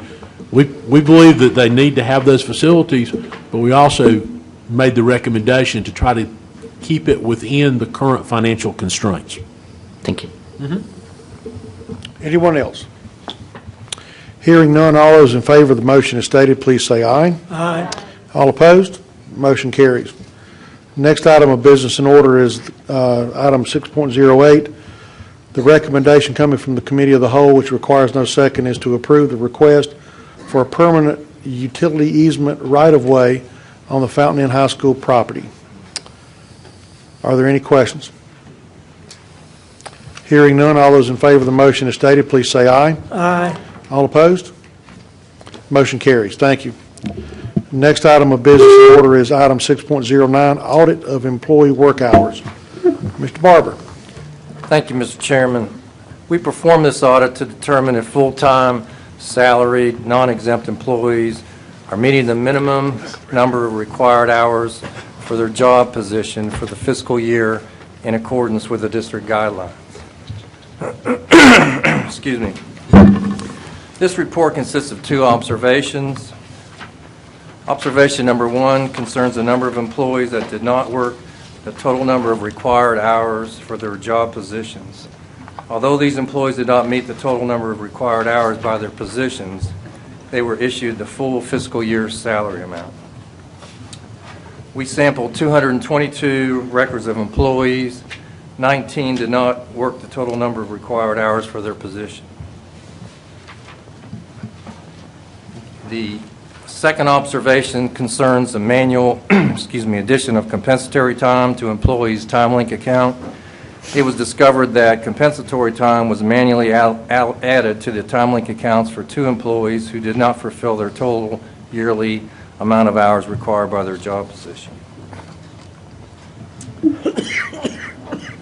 don't know if the administration wants to talk about Mr. Knox, their if you'd speak to the recommendations. management action plan. Yes, sir. Thank you, Dr. Oyster. The Human Resources Department has provided situational training for all principals as a refresher on leadership and personnel-related topics. The training included information on working required schedule hours, clocking in and clocking out by their employees. Supervisors have received information from the administration on the employees at their location who have been identified by this audit with a shortage or overage of hours. For each shortage, a supervisor and employee have worked together to ensure that time is accounted for properly. And in the audit, Mr. Barber identified 713 hours that were not worked for which an employee was paid for. As of today, 569 hours have been made up. The additional 144 hours are currently in the process of being made up by the respective employees. The administration has also developed a report that we will send quarterly to supervisors that will show for their employees if you have any variances between the actual hours worked versus the scheduled hours worked. That's a report we will send to them on a quarterly basis. We've also developed a report that the supervisor can print every payroll if they choose so to look at the actual hours worked during that pay period compared to the required hours worked. I believe based on these actions and based on additional training of the principals, the observations in this audit have been addressed. Thank you. Are there any questions? Mrs. Wells? Well, first, I'd like to put the motion on the floor. Please. So I move to accept the audit of employee work hours. Second. I have a properly made motion and duly seconded. Mrs. Wells, you have the floor. Thank you. So, Rick, the sample size you have is 222. What's the total number of employees in this category? It's 1,792. Give or take? Give or take?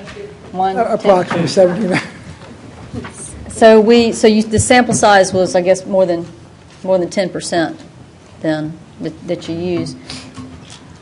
Yes. Can you tell me which schools had the shortages? Were there any schools with multiple employees that were short? Yes, ma'am.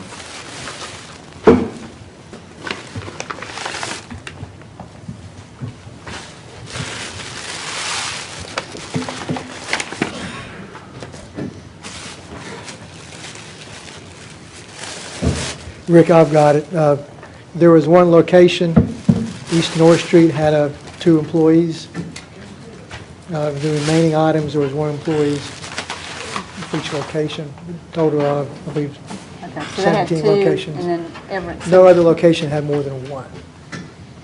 Okay, so given that out of 222 records, 19 were short hours, so 9% of the 222 employees sampled were short hours.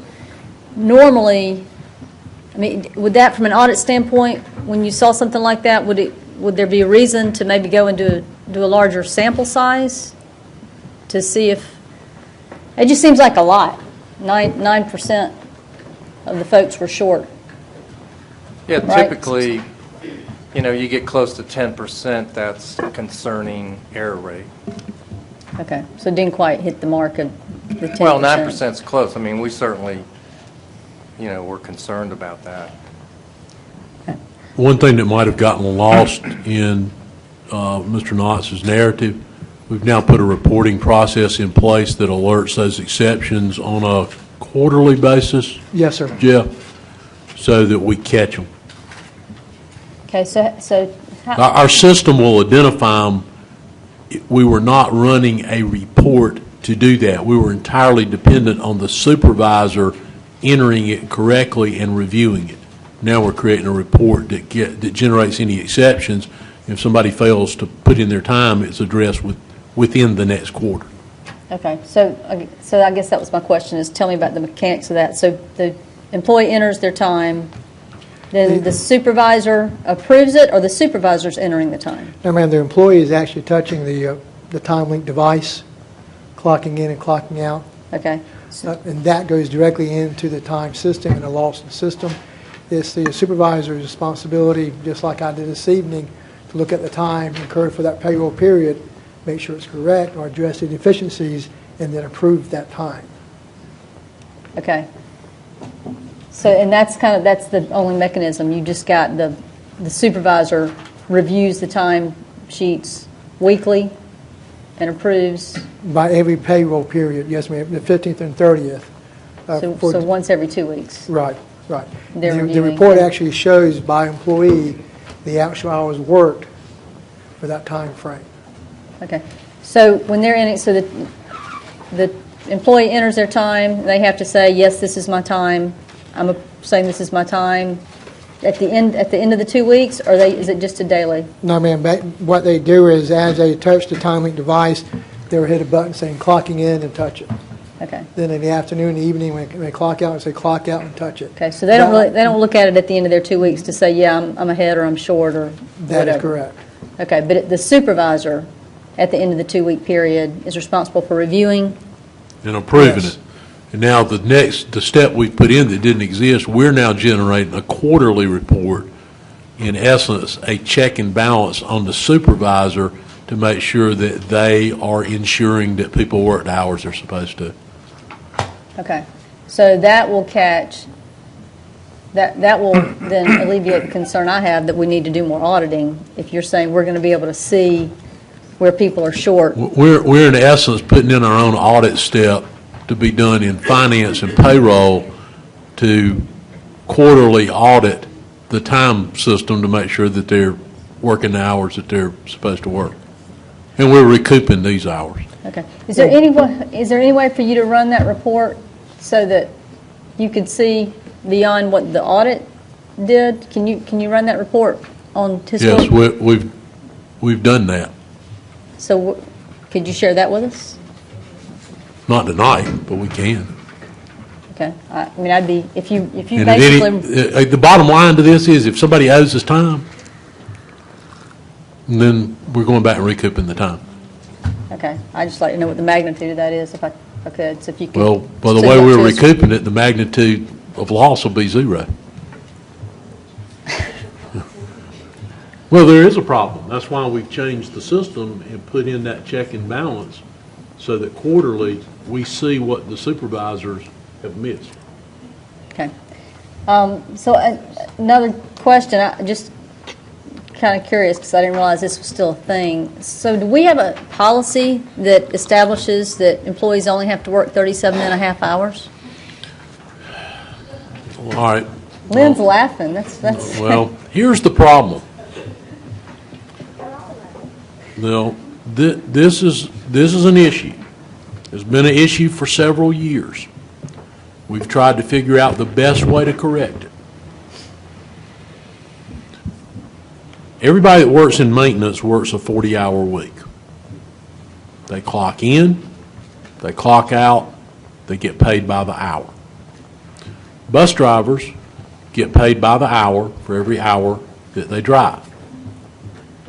Food service workers get paid by the hour for every hour they work. So they clock in, they clock out, they get paid. I'm with you. It all makes sense so far. All right? So we're all good. If they clocked in short, they didn't get paid, Right? okay? Or they had to have entered some sort of leave. Then we've got this group of employees that for years the district has referred to them as salaried,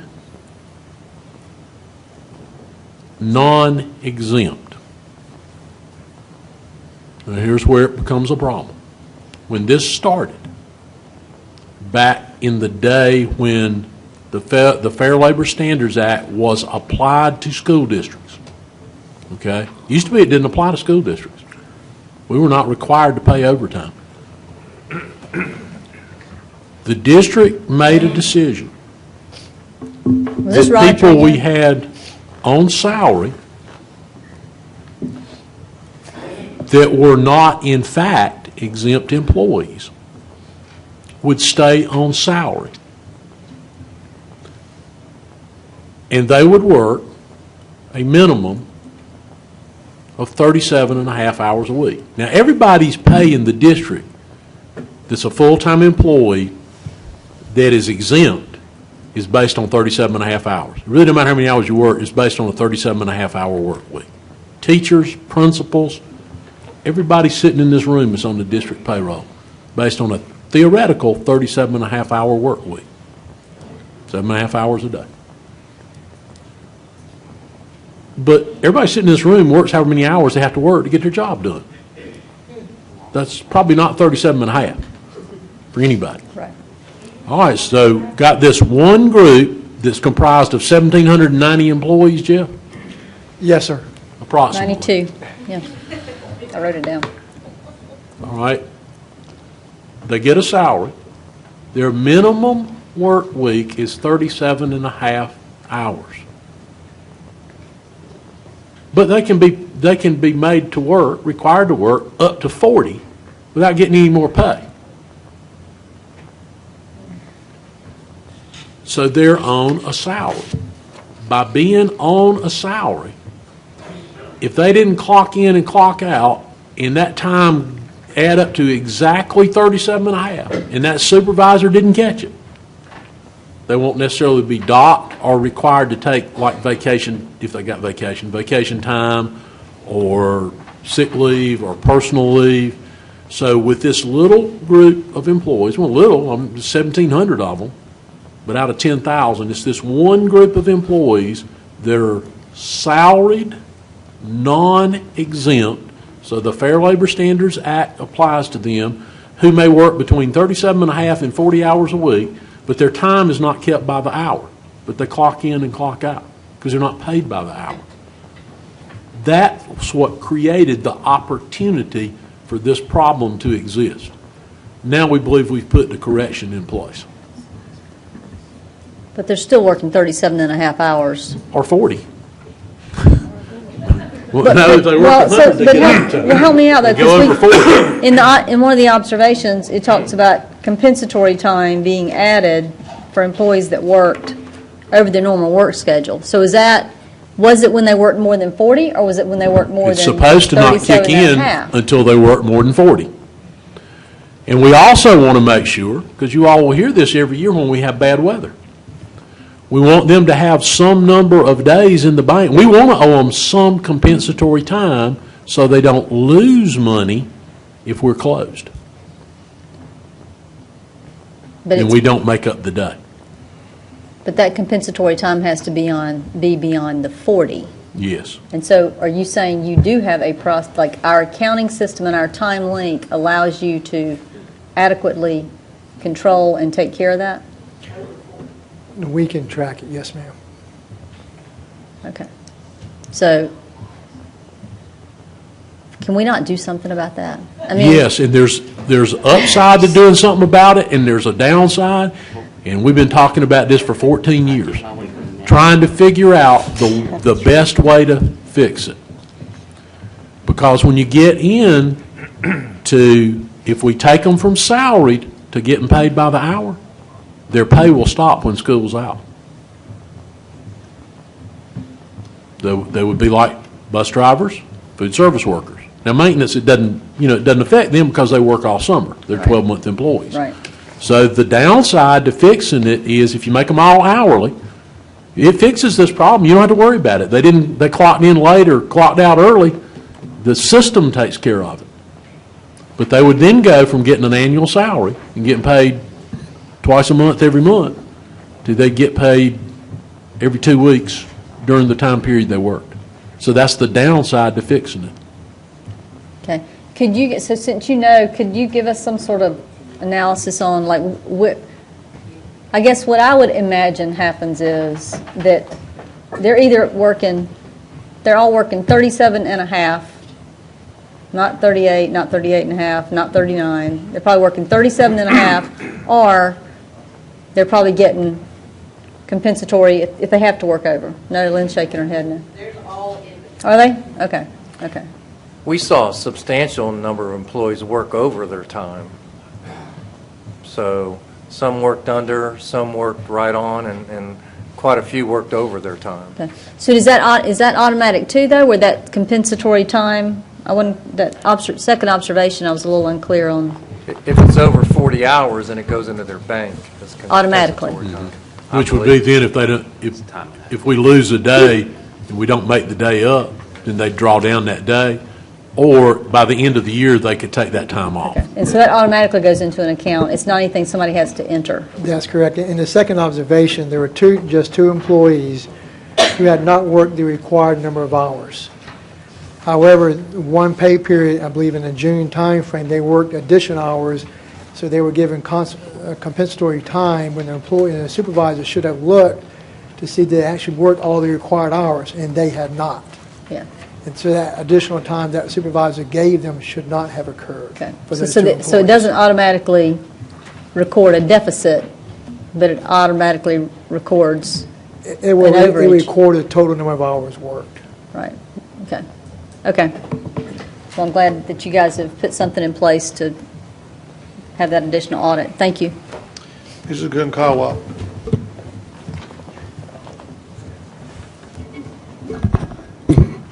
Rick, I was looking at the dates on this audit. Are we usually 2 years behind on audits?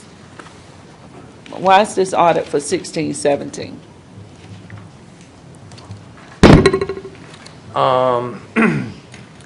I don't know if this audit was postponed because of did we have a payroll issue with that? It was postponed when HR was doing some upgrade to the system back in the summer of 2016 through the early winter of 2017. We asked Rick to postpone this audit until the software upgrades could be made and make sure they were working properly. But since it's 16, 17 and it was postponed, why wouldn't you do 16, 17 and 17, 18 at the same time?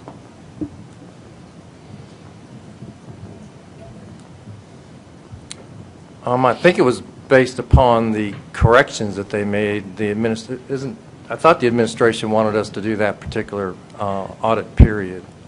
I could be mistaken. We wanted Rick to come back and, or Mr. Barber come back, and once the software problems were addressed, is to make sure that the system was working correctly in the most efficient, most appropriate time frame would have been 2016, 2017, because that's the year the software items were put in place and are working properly. That would have been the earliest year we wanted him to audit based on the software being fixed. So the one that we get next year, will that be for a 2-year period or will it just be for 1 year? I'm sorry, I can't hear you. I'm sorry. Will the one next year be for a 2-year period or just for 1 year? A next audit of this? Yes. That would depend on whether Mr. Barber wants to audit this item again.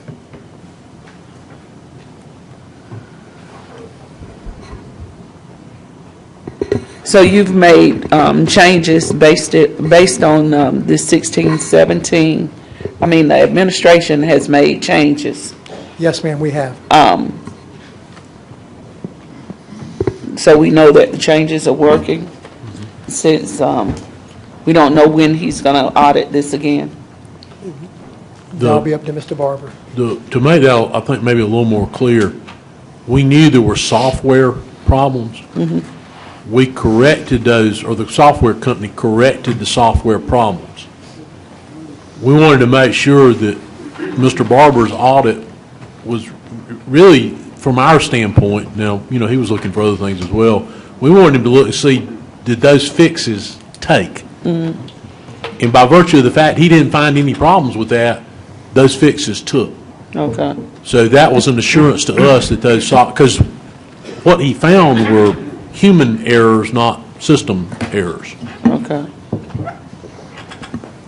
Okay. All right. Thank you, Rick. Mr. Lewis? Yes, ma'am. Just a couple of questions, and I think that Ms. Wells asked them, but I want to make sure that I understand them correctly. So these employees, because they're non-exempt but salaried, are expected to work a minimum of 37 and a half hours. And what you found was 222 employees, 222 cases of employees who worked fewer than that. Is that There what? was actually I mean, 19 of the 222. Yes. Sorry. So does the system, Dr. Royster, does the system that's now in place balance out the overs and the unders for the same employee?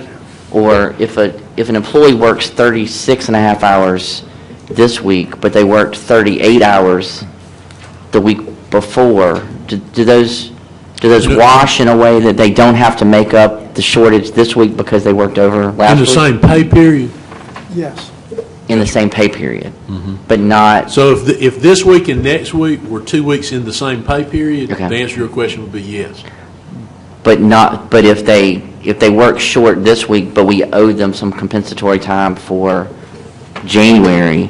They could apply that, yes, sir. They can, so they don't have to necessarily make up the time if there's hours in the bank. If they have had a bank, them in the bank, so to speak, that would be correct. Yes. and their supervisor manages that bank? That's their responsibility, yes. Okay. And so the new system allows that to be done electronically rather than with... I don't understand what the new system does that we weren't already doing. It's not, at this point, it's not a new system, it's an additional report we have designed. Okay. That will provide to the supervisors where the system identifies that employee has not worked the required number of hours during that quarter. Because there are plenty of employees out there who have worked the required hours, and the supervisor will not get a report about that employee. Okay. So the system will do an edit check first. If this employee did underwork 2 hours, the report will be generated and sent to the supervisor on a quarterly basis.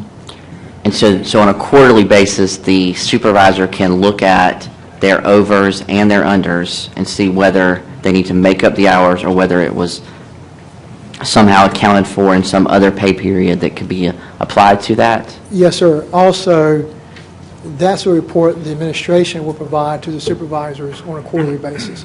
Okay. We developed another report that the supervisors can run on a pay period basis to see how many hours did that employee actually work that pay period. Instead of having to go back and add them up based on the screen, that report will show, okay, the 37 and a half hours required, they worked 38 hours, or they worked 36 and a half hours. That gives them more closer to a real-time information that their supervisor can run anytime they want to. Okay. And then just to follow up on the time frame question, so we went back to employees this quarter and said in 2016 you shorted us a couple hours and you need to make them up right now? Is that? Yes, sir. Not right now, but over a period. Between now and the end of the year. And a number of them have made them up already. Okay. But now that we have this new system, it should not take us 2 years to catch up with them and collect these hours. We should be doing it presumably on a quarterly basis. Yes, sir. Okay. That makes, thank you. Mr. Meek. Thank you, Mr. Chairman. A little confused, but I stay that way now. So, are these 12-month employees? No, sir. These are 9-month employees? Some could be 12-month employees. Some could be 12-month? Yeah, I'm sorry. A school secretary or bookkeeper that's employed 12 months could be in the schools. Such as? And then there are people in this building and at MT Anderson that are secretaries or clerical people who could be in that group. Okay, what is the reason that you were saying earlier that if you made them all hourly employees, what's the downside of that? It would be, there wouldn't really be a downside for the people that work in this building or MT Anderson. The downside would be for the majority of people who work in the schools. So that would be aides, clerks, and non-12-month secretaries. So in that 1,790, it would be the larger number. I don't know what the number is, but it would be the bulk of the number don't work 12 months. So they would only get paid during the time they worked. They would become like a bus driver or a food and nutrition services worker that's paid by the hour. But, so you're saying if you're a 9-month employee and working at the school, you get paid for 12 months? If you are a clerk or an aide, you get paid a salary based on your working 37 and a half hours a week for every week that you work, which for them would be approximately 36 weeks out of the year. So it'd be divided over 26 pay periods? 24. 24? Okay, Yes, sir. Whatever. That's correct. I can't count either. But anyway, so you're saying they're not working, but they've already put their time in and they're getting paid? Yes, sir. And so if they were hourly, then if they didn't work, they wouldn't get paid? Their pay would cease at the end of the school year and would not start back again until 2 weeks after school started.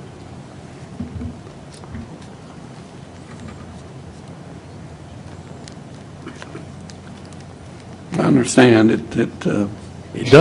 It's understandable. It just doesn't make a lot of sense. Yeah.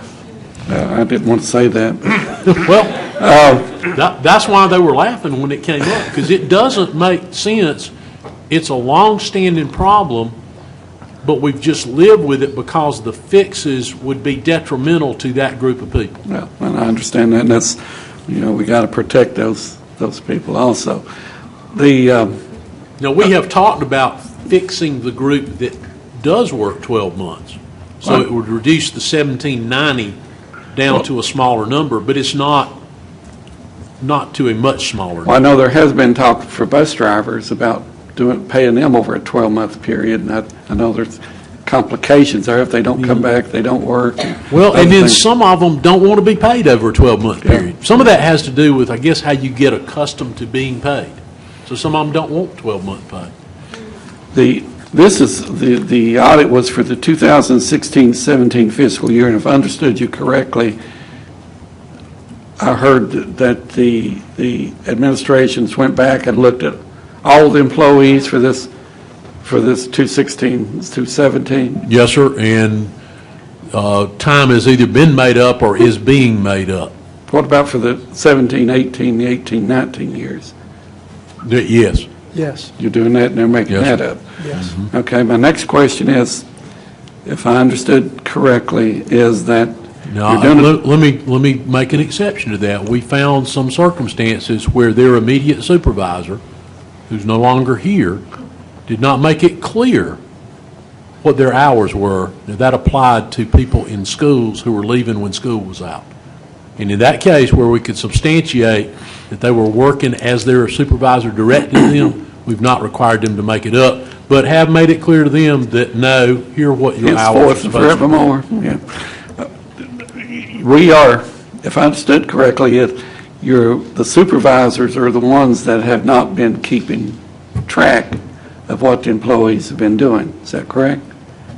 They have not done as thorough a job in some cases of keeping track as they should have, but it's also incumbent on the employee, unless their supervisor had not given them the proper direction, to make sure they were working the 37 and a half hours. Okay.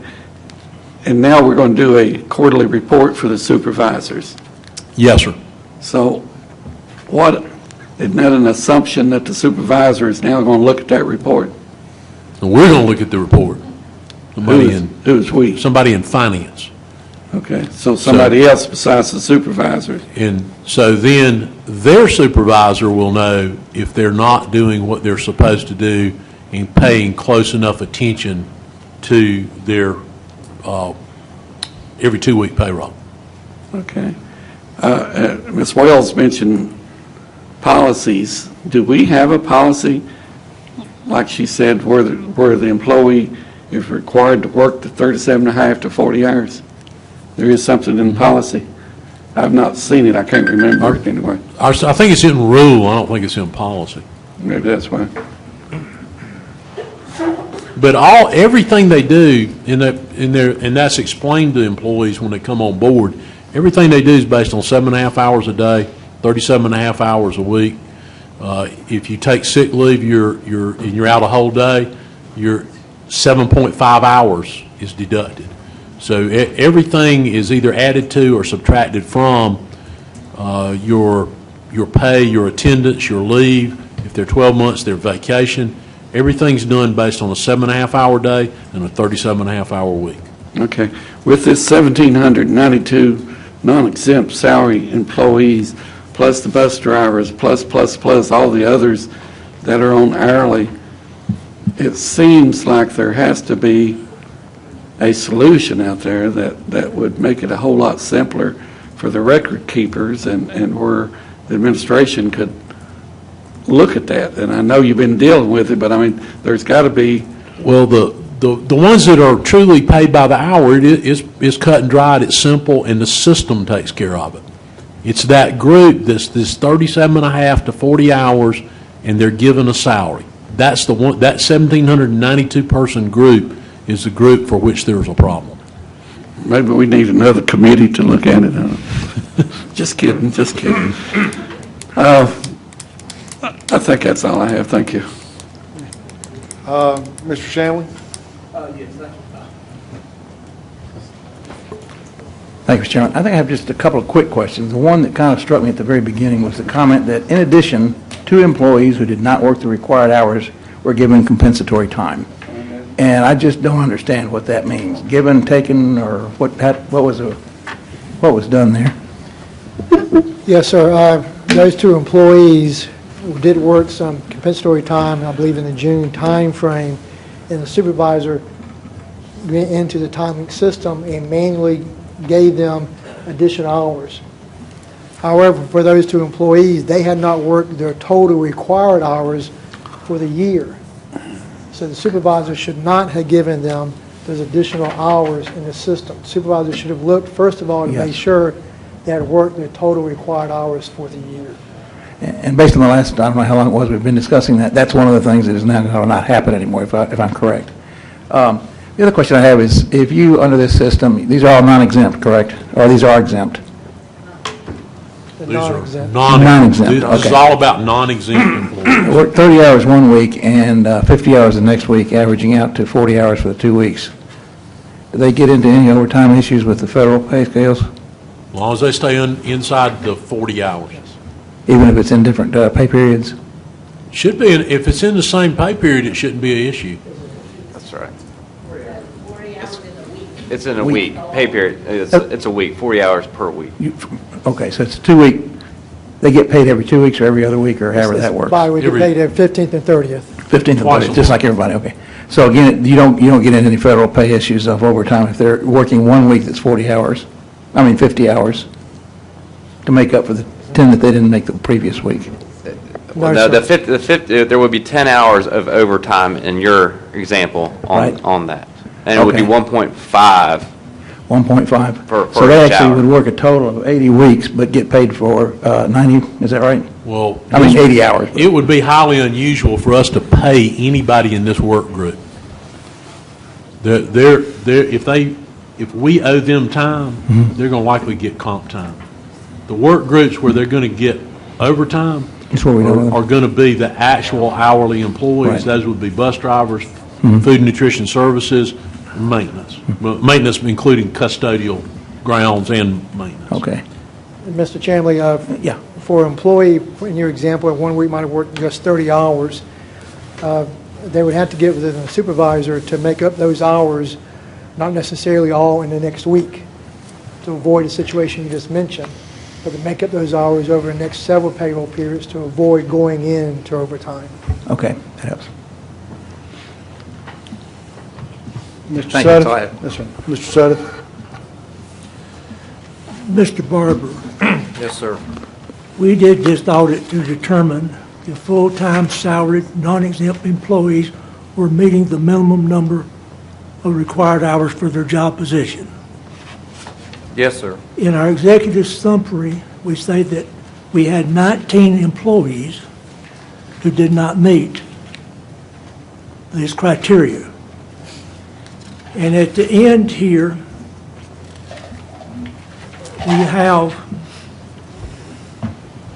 in the management's action plan, we say here that the shortest time identified as a result of the audit is 0.19%, less than 1/4% of the total payroll. So as we say, this is a major problem or a minor problem or what? That's the administration's response, so they'll probably have to answer that. I'm asking for your opinion. I mean, we had a 9% error rate on our total sample, so, you know, that's a concerning amount of, that's a concerning exception. Are we losing a lot of money with this? We're paying people and they don't work? No, sir, because we went back and got the time they owed us. And we didn't go back just to Mr. Barber's audit period, and we didn't go back just to the people he identified. We went back and found everybody that hadn't done their 37 and a half hours. And we've required them, with the single exception that somebody, for example, a principal in a school said, your hours are this to this, and it didn't add up to 37 and a half. With those exceptions, we are in the process of recouping any time that we lost. So the answer to your question would be no. How much have we lost and how much have we collected? We'll have to send you that because it exceeds Mr. Barber's scope of his audit. We went back and found it. We looked at all 1,792 of those people, and we're in the process of getting back any time they owe us. So no money's changing hands. They owe us time, and we're getting our time. I just don't consider that to be a problem because I'm sure that the great majority of our 1,700 employees work more than 37.5 hours. That would be absolutely correct, Mr. Sutter. The majority of those 1,792 employees worked at least the number of hours they were supposed to. But we had too many that didn't, that said to us, we have a flaw in our system, and we've corrected that flaw. You saw 19 employees as being a flaw in our system. Yes, sir, because when we looked beyond the 19, we found others. Now, proportionally, the same number. He looked at a sample size that was, what, about 20%, Mr. Barber? Is that what your sample size was? Yes, sir. All right, so you can infer by 20% that there's 80% out there that he didn't find. Well, we found them. However many there were. You think that 80% is creating the problem? You're paying them when they don't need to be paid? Well, we believe they were not fulfilling the number of hours that they were supposed to work to earn the salary they were being paid, so we've gone back and recouped those hours. We're in the process of recouping those hours so that we don't owe them anything and they don't owe us anything. You would base that on 19 employees? No, sir, based it on, we went back and looked at all 1,792 of them. How many of those? I don't have that number with me. We'll have to send it to you. Okay. Well, his sample size was 20%. So if you found that number within 20%, then you can kind of figure how many you would find in the 100% sample size, if you had 100% sample size. Mr. Barber, when we do these audits, is 20% a good number to have? Yes, sir. Okay. That's all I have. Thank you. Thank you. Mr. Meek?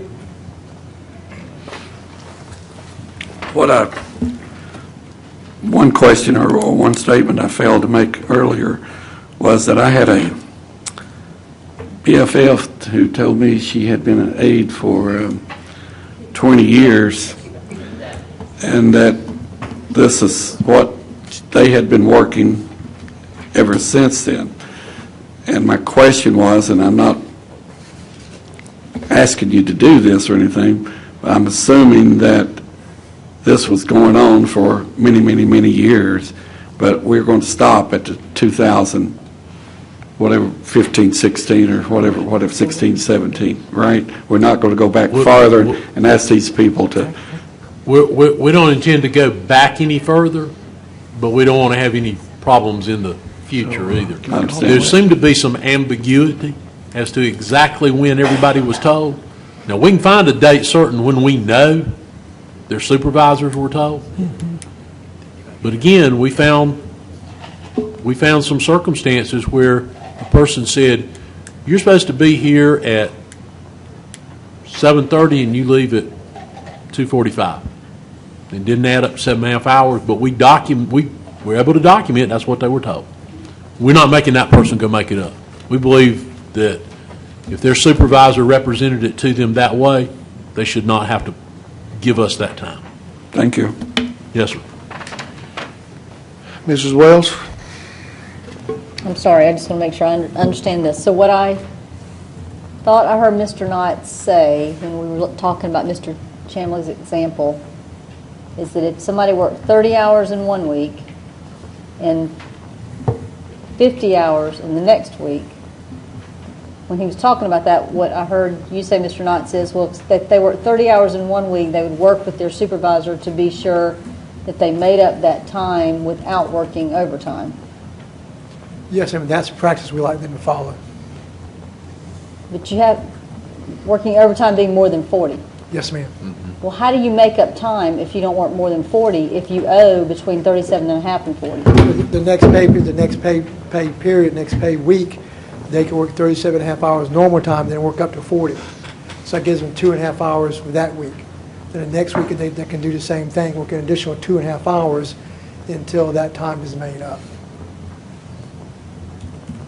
Yeah, and I don't really consider that to be making up time, because what we've said is that they're supposed to work between 37 and a half and 40. So that's just kind of an odd way to say you'd make up time. And quite honestly, we think that probably the solution to this is to do away with this business if you work between this and this, and just say, even if they stay on salary, you're going to work, your work schedule is 37 and a half hours, period.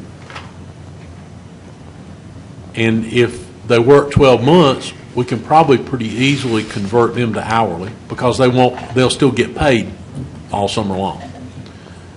So that's likely going forward our solution down the road. Okay. All right. Again, this problem didn't just happen. It was created way back in. Yeah. Okay. We don't want to harm a group of employees trying to fix this cumbersome system that probably shouldn't have ever been done to begin. Should have figured out a different way to do it to begin with. Right. Well, we can do one of those fantastic things like the state did when they moved to the rule of 90 for retirement. Right. Okay, thank you. Because to Mr. Soda's earlier point, most of these employees are doing what they're supposed to do. Right. They're doing what they're supposed to do. Dr. O'Connor. Yes, I would just like to say thank you very much for deciding to do this and finding it, and thank you very much for your remedy to it. We now have a motion on the floor. It's been properly made and seconded. All those in favor of the motion as stated, please say aye. Aye. All opposed? Motion carries. Next item of business in order is item 6.10, the audit of extended day programs for 2016-17. Recommended motion coming from the Internal Auditing Services Department is to accept the audit of extended day programs. Is there a maker? Mr. Chair.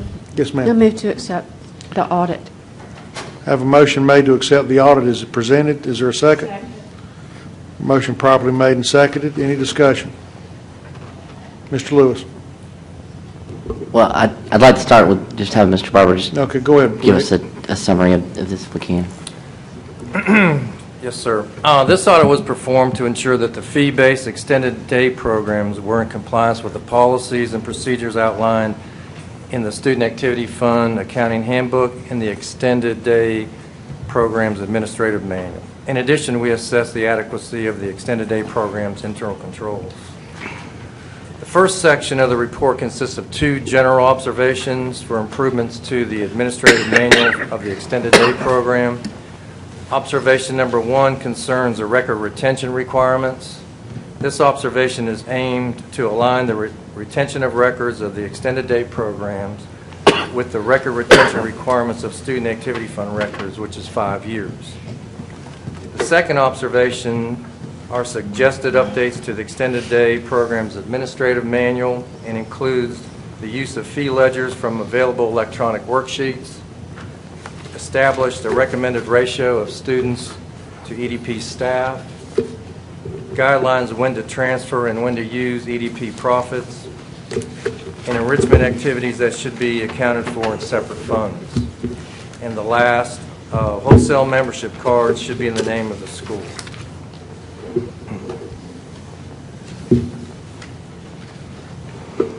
The 7 schools' individual observations totaled 21, and I will attempt to summarize those 21 observations. Observation number 1 of each school relates to the amount of EDP revenue collected, which was less than expected at all schools and varied greatly. Explanations for the differences are as follows. Incorrect charges according to the district's fee schedule, students attending part-time and payments not received, charges not collected, charges not properly recorded, not properly recording transactions on families' individual account history, which are referred to as fee ledgers, parents' sign-out sheets serving as attendance records not on file, payments recorded on the fee ledger but not receipted into the Lawson accounting system, registration forms not on file. Observation number 2 of all the schools relates to the extended day expenditures, and we noted the following exceptions. Employees not working the required amount of weekly hours in the primary job position. Now, this is the observation that we saw that prompted the workday audit. Employees were overpaid. Directors paid for working during non-EDP hours of operation. Payroll expense incorrectly paid from the EDP account. Then observation number 3 of each school relates to the following internal control exceptions. Partial amount of EDP funds transferred from the EDP account prior to paying all expenses. EDP expenditure approved with a signature stamp. Journal entry forms not on file. Cash transaction entries not approved by the principal. Monthly financial summaries not approved. Monthly financial summaries completed incorrectly. And that concludes my presentation, Mr. Chairman. I'll be happy to answer any questions. Thank you, Mr. Barber. My apologies for overstepping that. Got a little ahead of myself. Mr. Lewis? So Mr. Barber, I mean, I appreciate you doing this audit, and I know this was something that we had talked about for several years. So just a couple of things that stand out to me. I just want to make sure that I'm reading this correctly. So you went in and looked at every extended day program and compared their revenue and expenses, and then you singled out the programs that had less than a 30% profit margin to do a further audit. Is that correct? Yes, sir. So the only thing that triggered these 7 schools to be selected is because their profit margin was below 30%. Low gross profit percentage, yes, sir. And then when we look at the majority of the findings seem to be about under collection of fees. I mean when you add up these 7 schools, I mean we're looking at $25,000 in a year that these schools didn't collect for services that presumably they were either services they provided or for families who were expected to pay who didn't. Is that That's correct. Which, when I look at some of these schools, I mean, this under collection of $10,000 or $20,000 is, it's a pretty substantial source of revenue for these schools.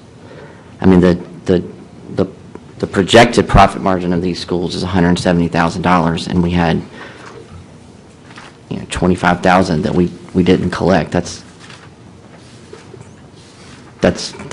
pretty substantial. So I guess maybe we could talk through when we're providing these services, what systems are in place today as a result of this to make sure that this doesn't happen next year with another group of schools. Mr. Knotts? Thank you, Mr. Lewis. System-wise, we have updated the manual, the EDP administrative manual, and making some requirements. We have always provided what we call the electronic fee ledger, where it's an Excel spreadsheet where the bookkeeper, the EDP director can enter into this spreadsheet the money collected, and the spreadsheet does the calculations. We noticed in a lot of these schools, they were not using this electronic fee ledger. They were doing manual manual calculations, making errors in those calculations, and not identifying properly the families that still owed them money. And that was part of the problem. So we made it mandatory for them to use that electronic fee ledger. There was also a meeting with all EDP directors on August the 9th. And we have representatives there from internal auditing, administration, instruction, HR, and finance, where we went through these observations item by item to show to the EDP directors what was occurring and what needed to be changed, and to what you just mentioned, the money they were potentially losing. Now, there are some cases in here in the observations where the fee ledger shows potentially $4,000 was owed, but the actual deposits were like $3,100. So there's the actual difference between the $4,000 and the $3,100. But looking at these actions, what tells me is the procedures already in place were not being followed on a consistent basis.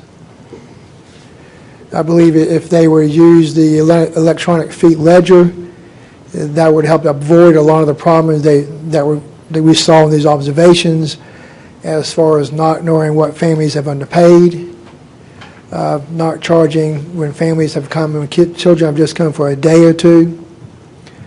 I think there was some degree of inattention to detail. So the procedures were there. I think we had to bring it to their attention in this training manual or session on August the 9th of this past year about the gravity of these observations.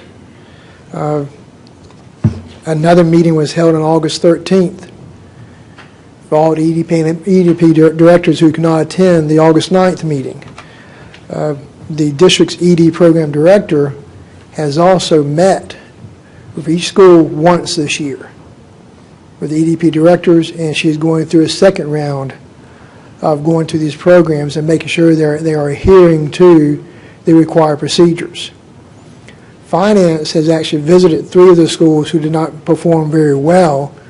We visited them within the past week. And we looked at their procedures in comparison to these audits. Were they using the electronic fee ledger? And yes, they are. Were they following the procedures as far as making sure that families were informed about the fees they had to pay and collecting in a timely fashion? Yes, they were. Were they also monitoring the hours worked to make sure the employee did not clock out of their primary job too soon, to make sure the timely editor was watching that? And yes, they were. We do not see that occurring anymore. Were they doing the weekly and monthly financial statements correctly? getting the EDP director's signature, getting the principal's signature, and performing the actual calculations on the financial statements in a correct fashion. Yes, they were. Now, we did not do an audit. We just went out there and reviewed their current practices based on the observations we've seen. And that's why, at our suggestion, Mr. Barber and his team will be going out to do another audit of the ED programs to make sure the training they received this past year is being adhered to. Another audit of these 7 or of all of them? I'll leave it up to his discretion. We put it on the plan again because of the outcome of this particular audit. It's on the 2019 plan, and we're just going to go down to the next level of EDPs that are just above this particular profit percentage. So we're just going to do another group. Okay.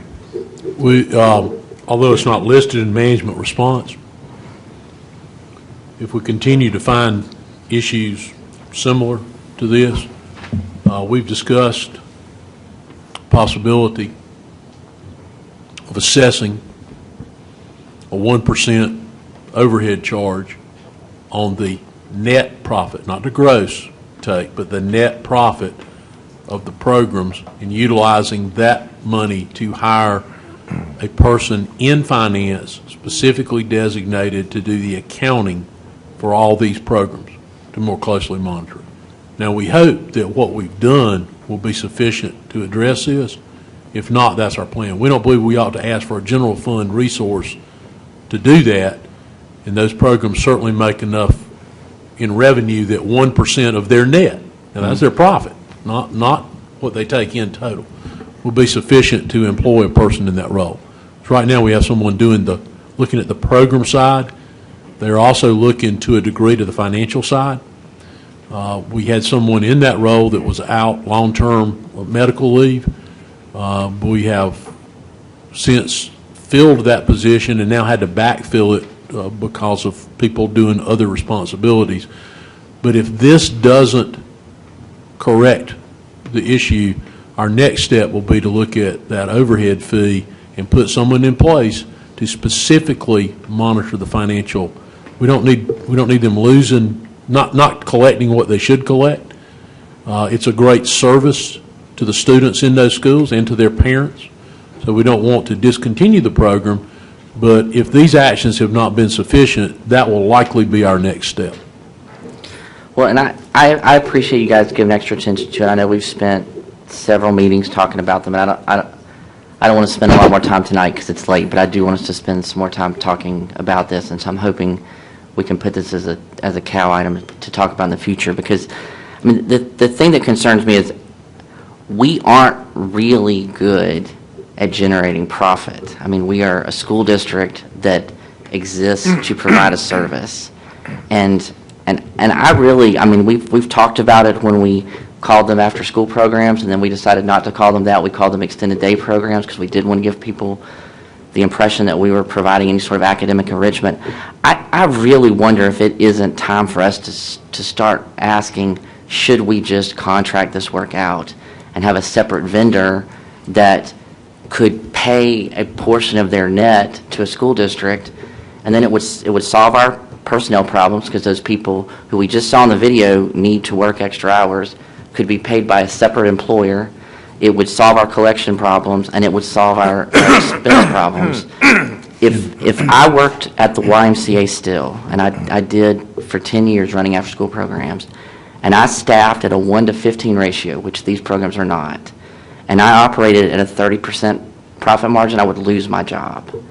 And so I feel like we're investing a lot of revenue, a lot of staff time, a lot of organizational resources in a program that we could make more profitable if somebody else ran it. So I just...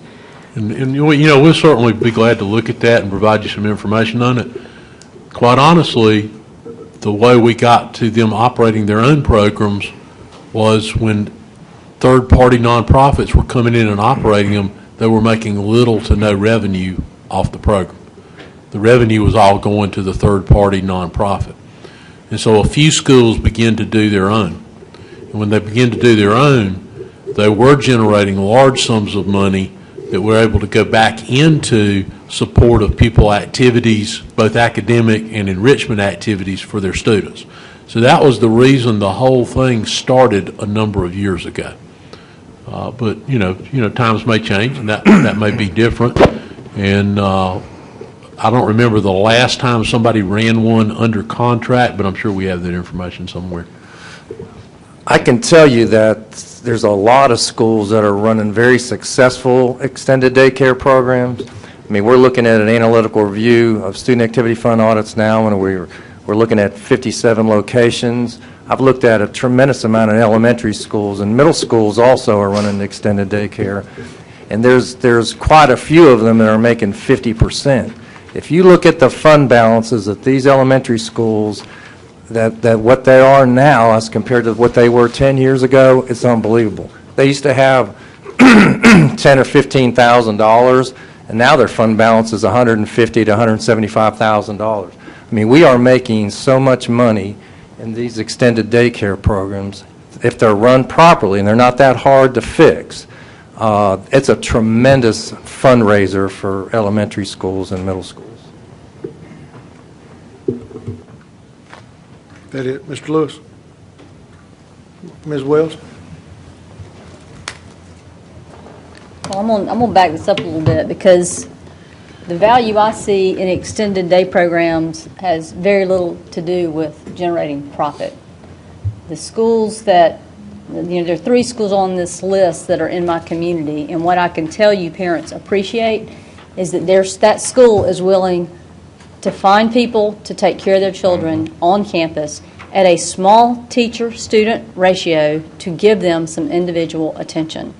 So the fact that we're saying, hey, you know what, we don't like that you're 7 to 1. You need to put more students in there with fewer people supervising them. That's not something I really like to hear. So I appreciate the audit because certainly we don't want people double dipping on their pay by not quite working their 37 and a half and then starting their after school job. So all those things I agree we need to kind of get a handle on. But I will echo that I'd like for us to talk about this in the committee of the whole because I don't want us to look at these as strictly fundraisers. This is a community service that these principals and teachers and aides are willing to provide to help their community. And if they make some money off of it, that's great.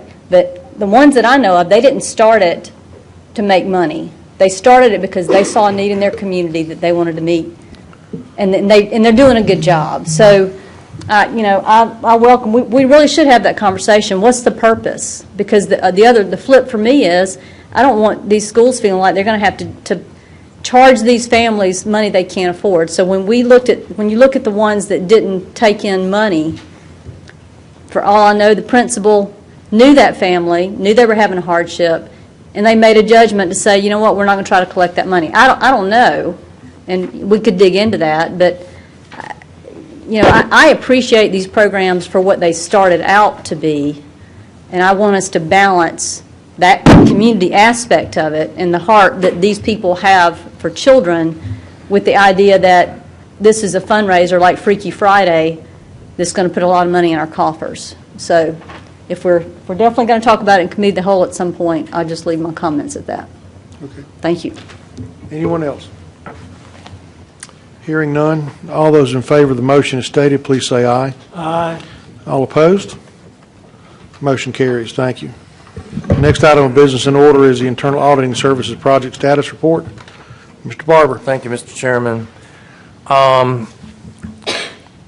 We are close on 3 audits to be nearing issuing a report. That's on the Student Activity Funds Analytical. That's 99% complete. Cash receiving and accounts receivables, 80% complete. And for the 2019 calendar year, the EFA student classification, which is much more complete than we're showing here, but it's 75% complete.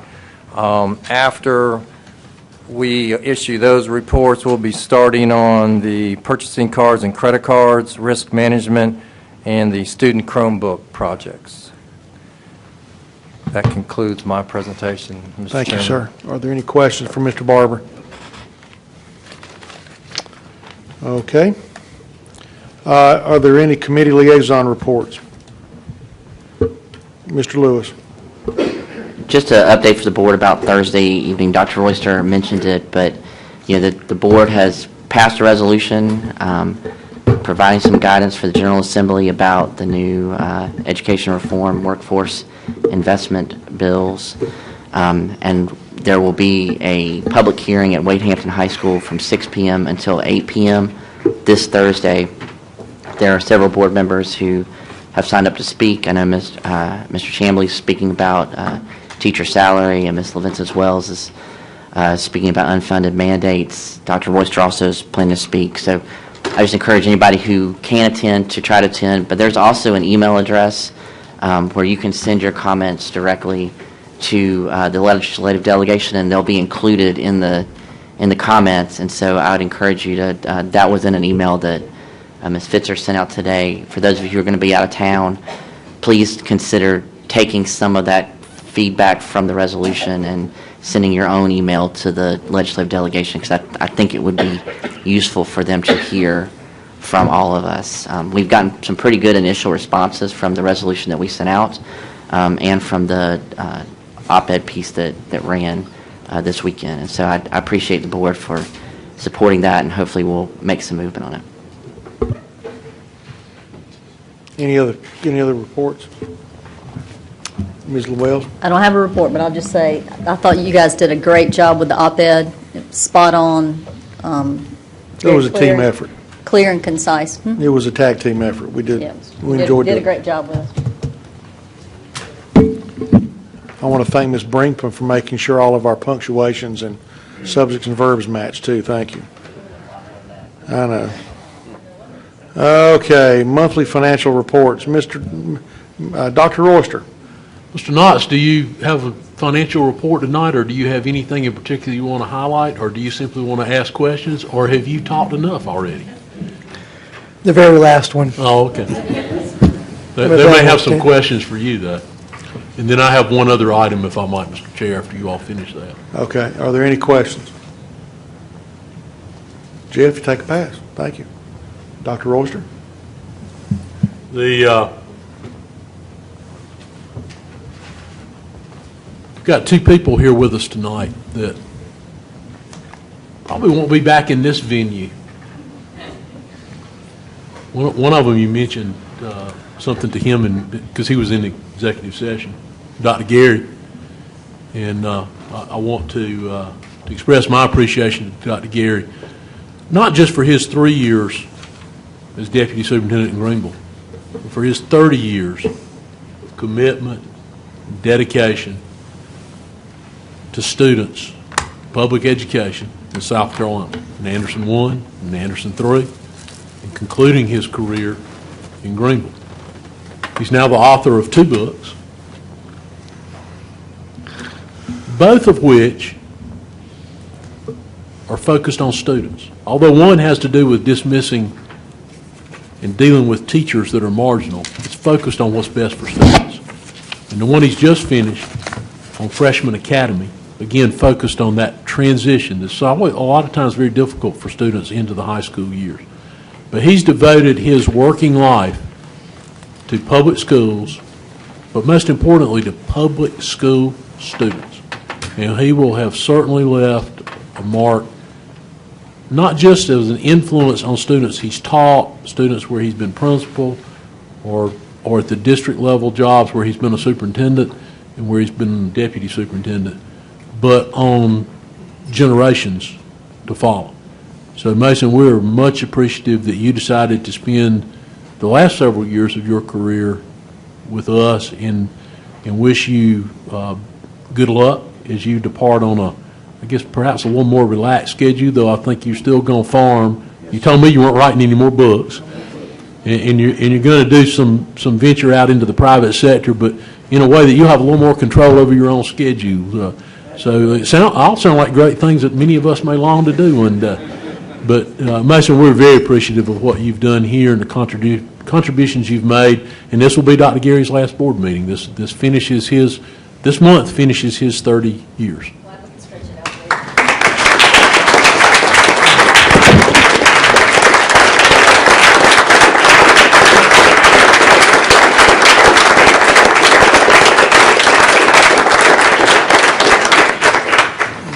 I did get my 37 and a half hours.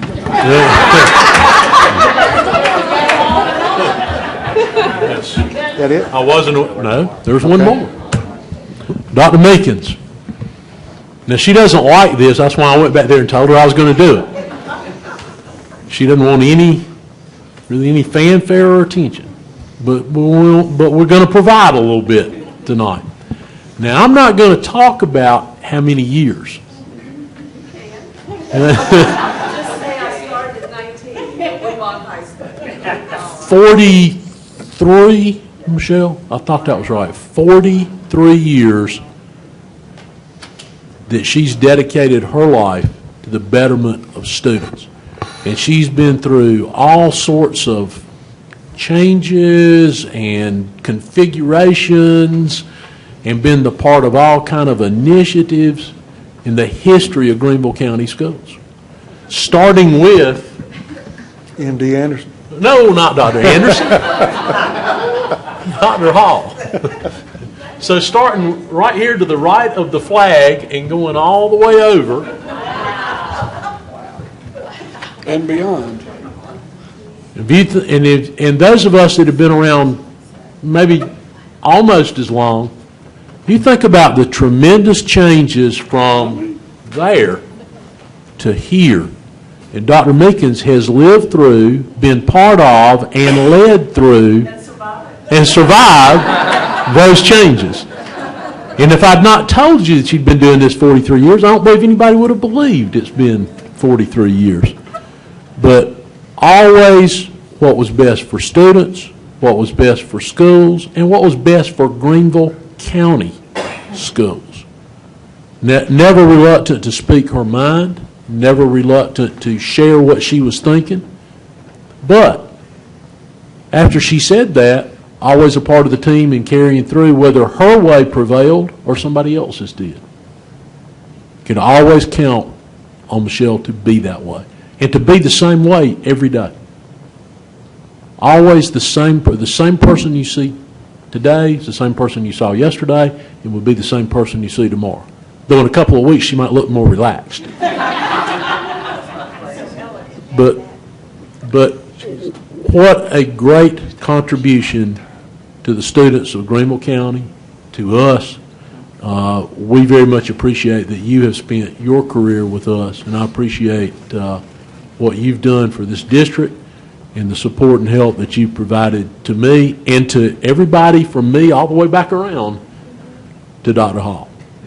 So, Michelle, we appreciate it. We wish you a happy retirement. I know that you'll enjoy doing it. When Michelle came in and was talking to me the other day, and she was just so happy.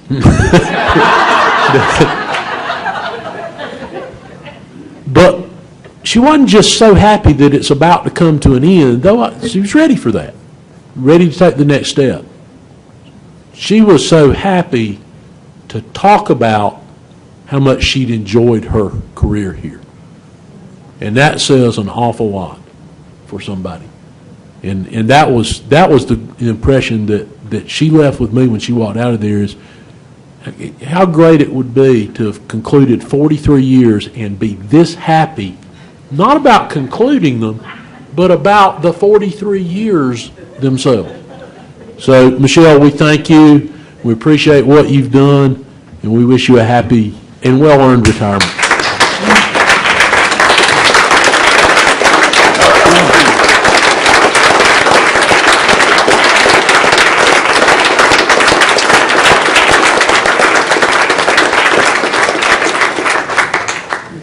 And I want you to remember that I'm not the one that said you went back to Dr. Anderson. Who